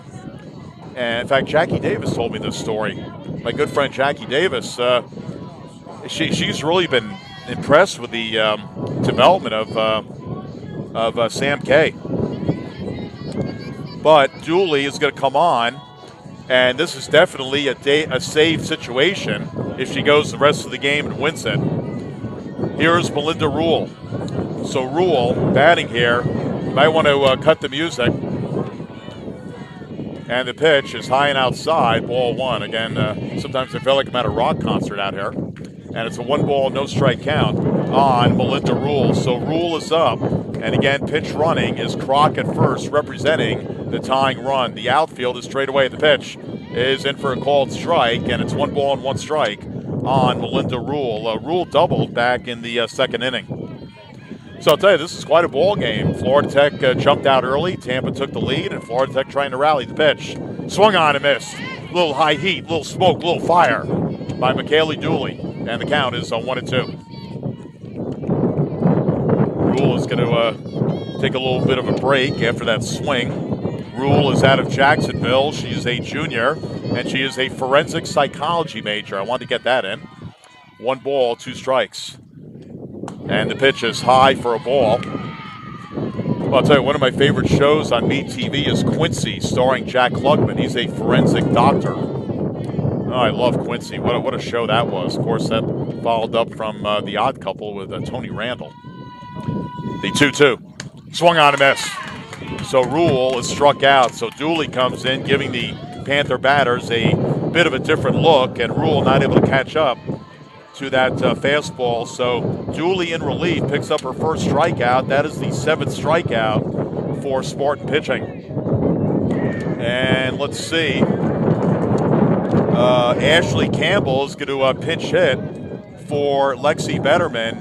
Campbell, a 5'5" freshman, out of Clearwater. She went to the Canterbury School of Florida, and I'll tell you what, I have done PA for the state softball tournament down in Vero Beach, and I plan on doing it this May. I think this is going to be my 5th year, and I think the Canterbury School, representing 1A, has made that tournament every single year. They are a powerhouse over in the Clearwater area. The pitch on the way is in for a called strike, and it's 0-1 on Ashley Campbell. So I didn't know at the time, but Ashley Campbell was on that Canterbury team, one of those teams, and here she is at Florida Tech. Swung on and missed, and it's 0-2. So kind of a tough spot for Campbell coming in off the bench. It's an 0-2 count. And I don't think Campbell has an at-bat this year. I don't see anything in the roster. The 0-2 is a pop-up foul, so just out of play. And the count remains at 0-2 on Ashley Campbell. So I'm looking at the stats here. And you know what? I don't see Campbell's name. I think this is her first at-bat of the year. I think she has pinch run before, though. So an 0-2 count. Again, the tying run on at first, the pinch runner Kroc. The 0-2. Just a bit outside, and it's 1-2. Well, if Campbell can can keep it alive, Ciari Maranciana is on deck. Outfield straight away against Campbell. The 1-2 is a pop-up foul, so Campbell really battling out there. I'll tell you, Campbell's got that long hair kind of obstructing her number, but I do see that it is number 6, so she can't hide it from me. So a 1-2 count. Well, I'll tell you, a tough spot here for Campbell, facing Dooley, who's, again, one of the top pitchers in the conference. And the 1-2 is sliced foul. Boy, that's 3 foul balls in a row. So Campbell, she is getting a good education here.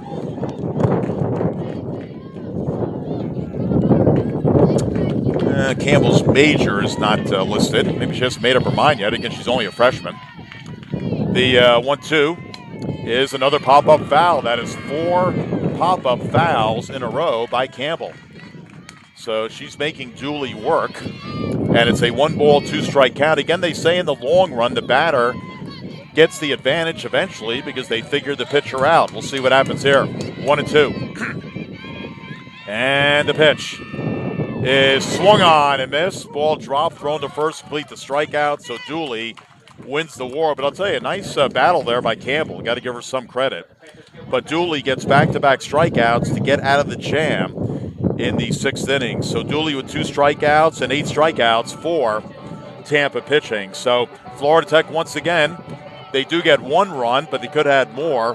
1 run, 1 hit, 1 error, 1 left. The ones are wild in the 6th inning. We go to the top of the 7th inning here at Nancy Botke Field in the campus of Florida Tech. It is Tampa 4 and Florida Tech 3.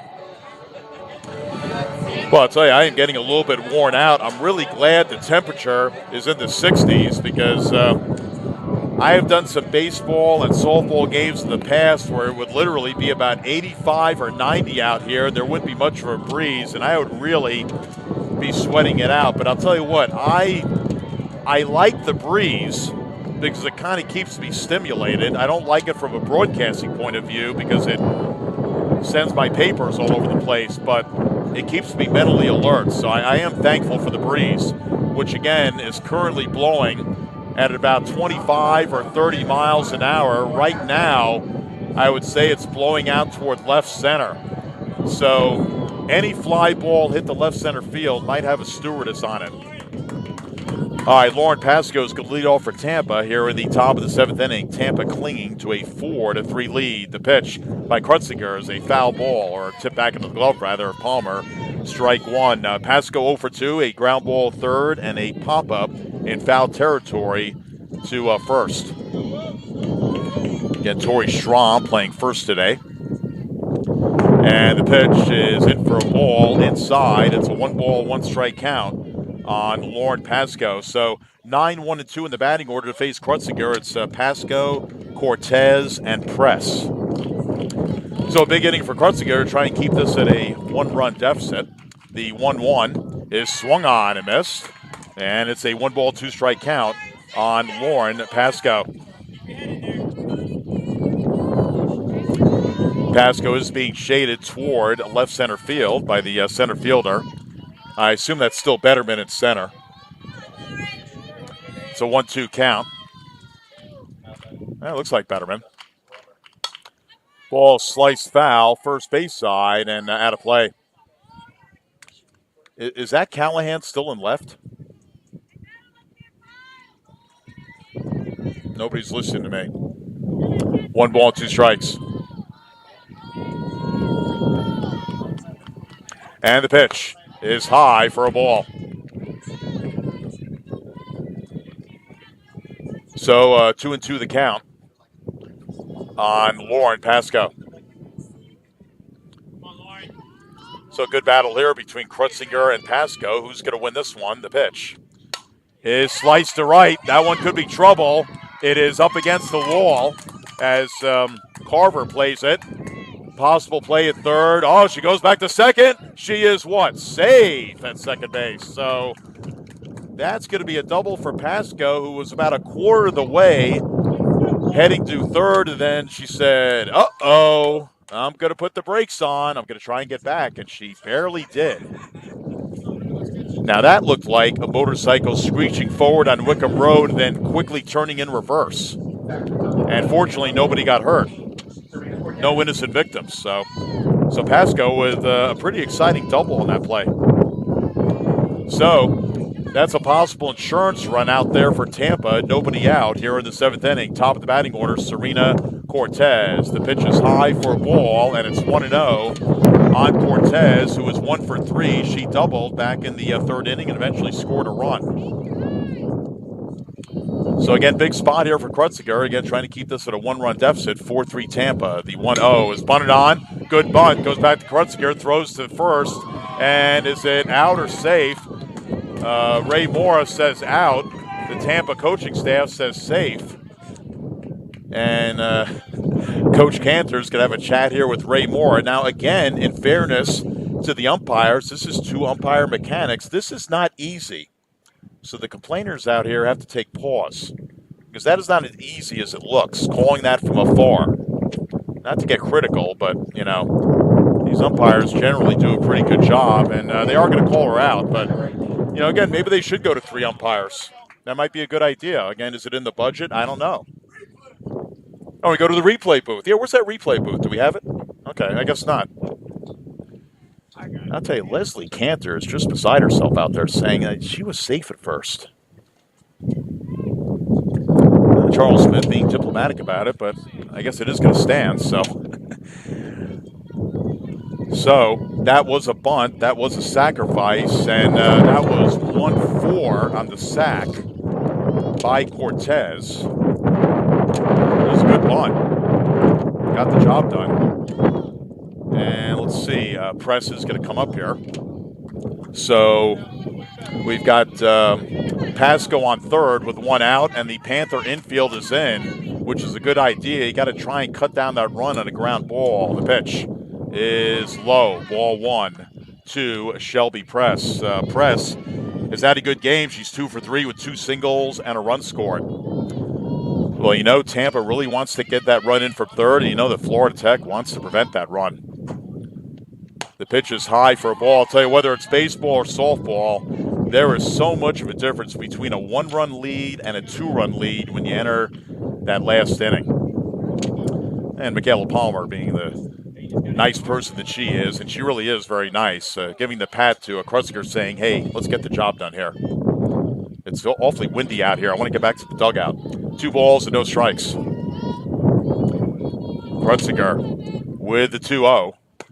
Nice pitch, outside corner. Took a little something off of that one, and it's 2-1.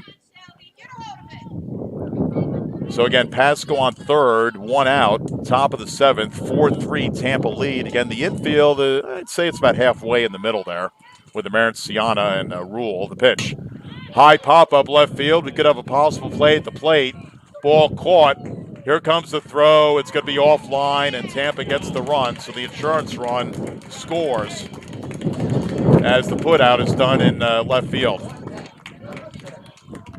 So that's a sacrifice fly for Press at RBI, and they get a critical run for Tampa as they have their second 2-run lead of the game. It is 5-3. And that'll bring up McKaylee Dooley, the designated player. I think they checked to see if maybe the runner left early. Like she left on time, and she did. So 1 run in for Tampa. They're up 5-3 in the 7th. 2 outs, nobody on. And here's Dooley batting for the first time today. The pitch is outside for a ball, and it's a ball 1. Actually, she's batting for the first time as a pitcher. She's batting for the 3rd time in the game. That's what I meant to say, because she did hit a solo homer in the first inning. We know that wasn't a phantom home run. The pitch is a ground ball, little squibber, hit to Smith. Dooley trying to beat it out, and she does, as Smith, I guess she did a head first in the first base. I don't know why. That is a really, really good way to get hurt, and it looks like she's hurt.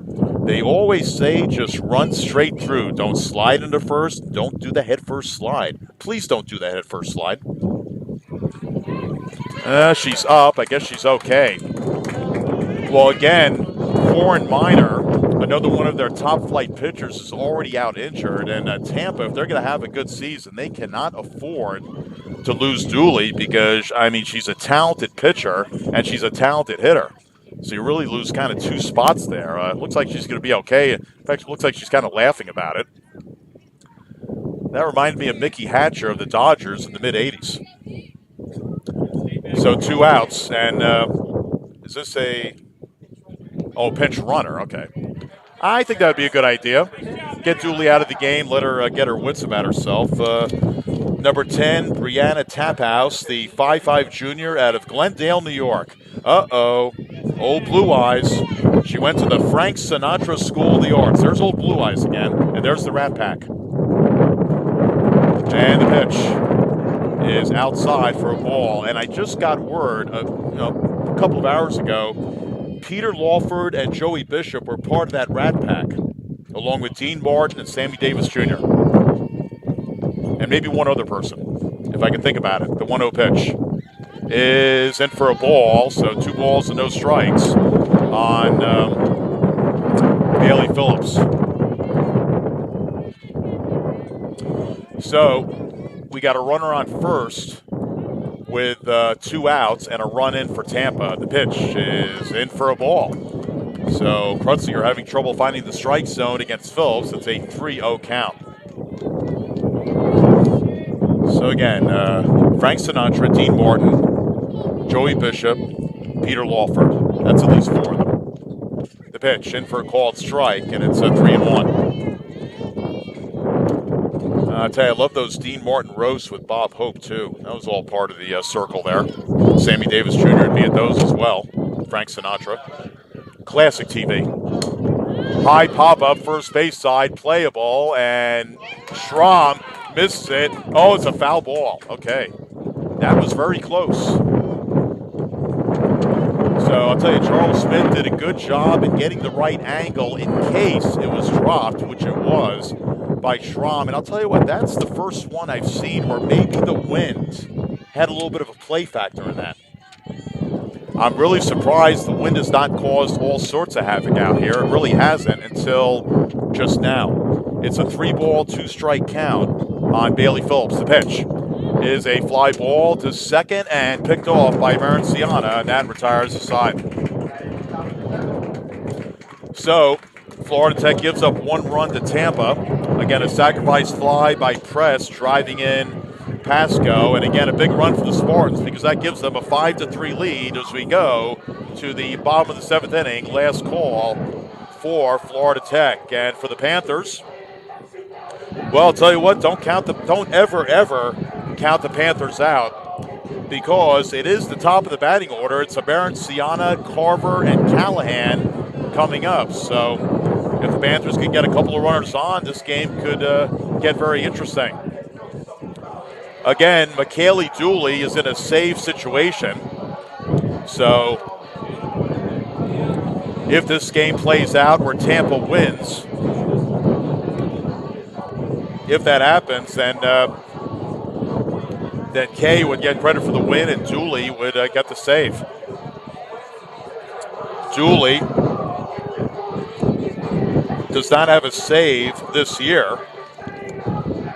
Last year she had 2. And Kay does not have a win this year.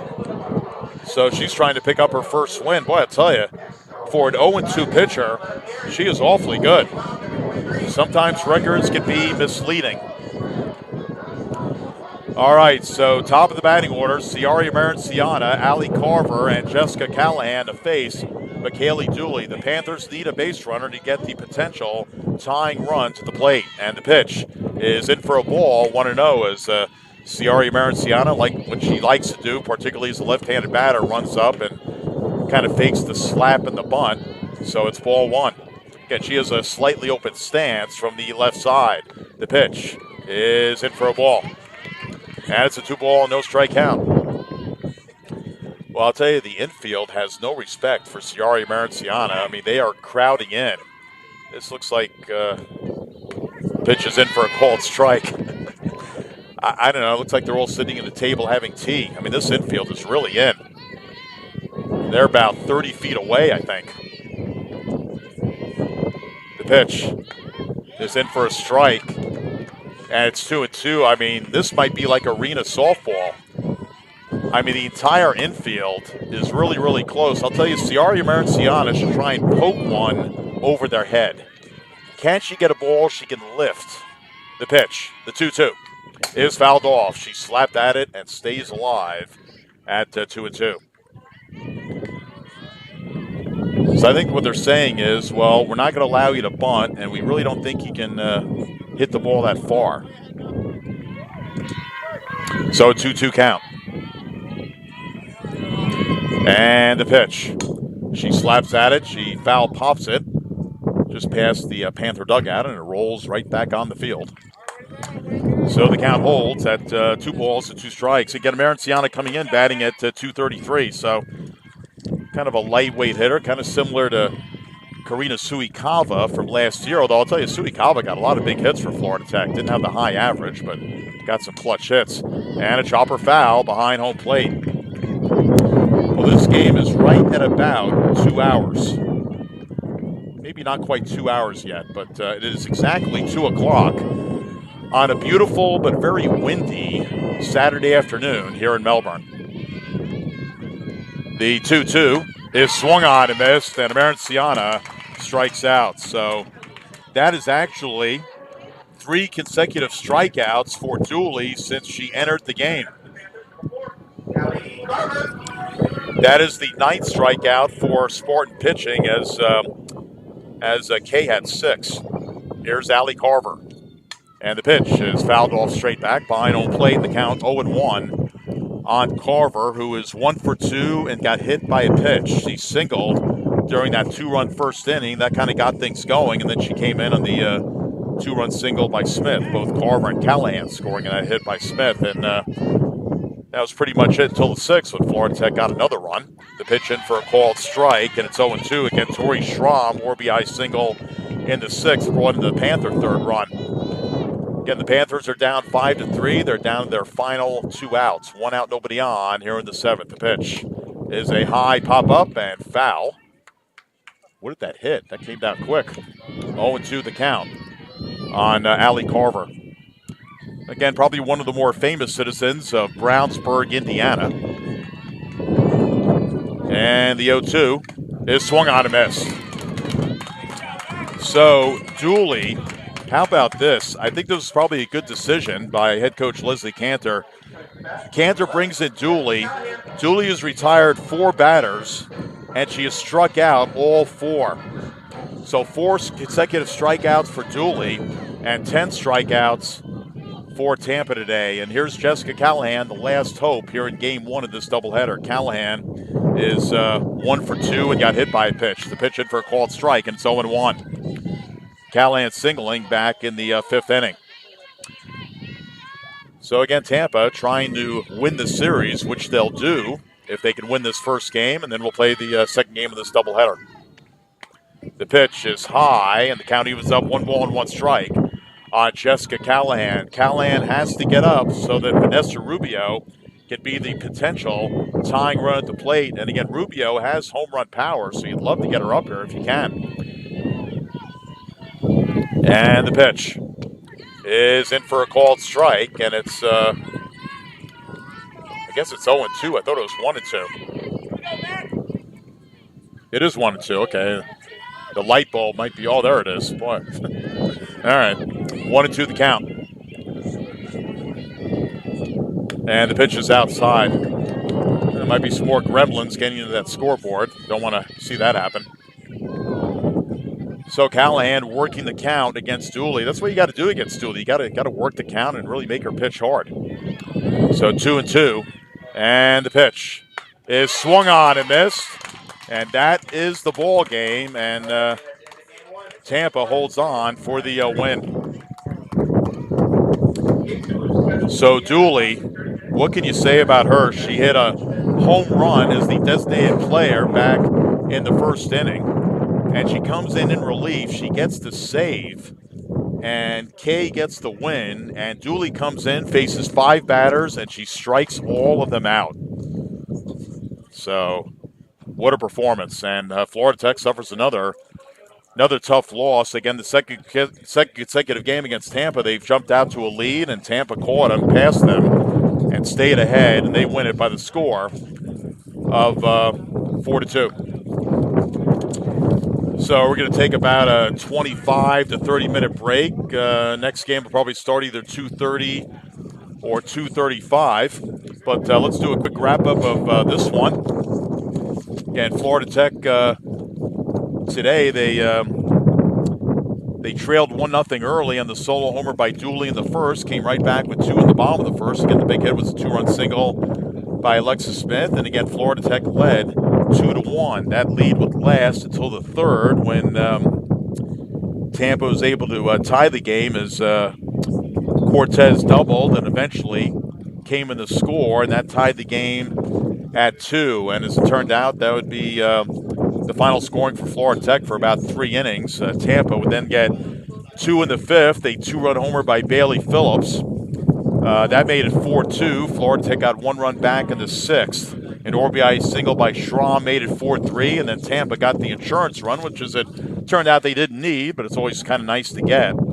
A sacrifice fly by Press brought in Pasco with the run in the seventh, and Tampa holds on for the 5-3 win. So Tampa with the win.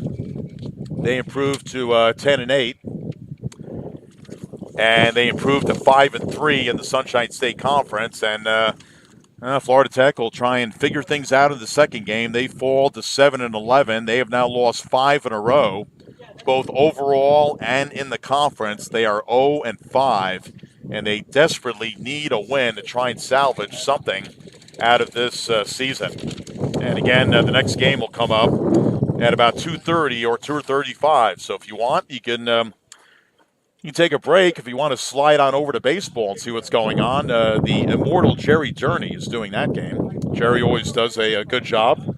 Very enthusiastic.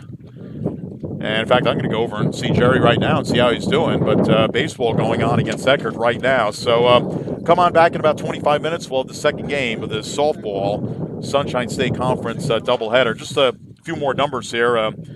Final totals: Tampa 5 runs, 10 hits. Florida Tech 3 runs, 6 hits. Both committed 2 errors. Again, Kay, the winner, improves to 1-2 in the year, and Dooley. They don't have a save here for Dooley, but I think she gets one. But she came in with a 1-run deficit.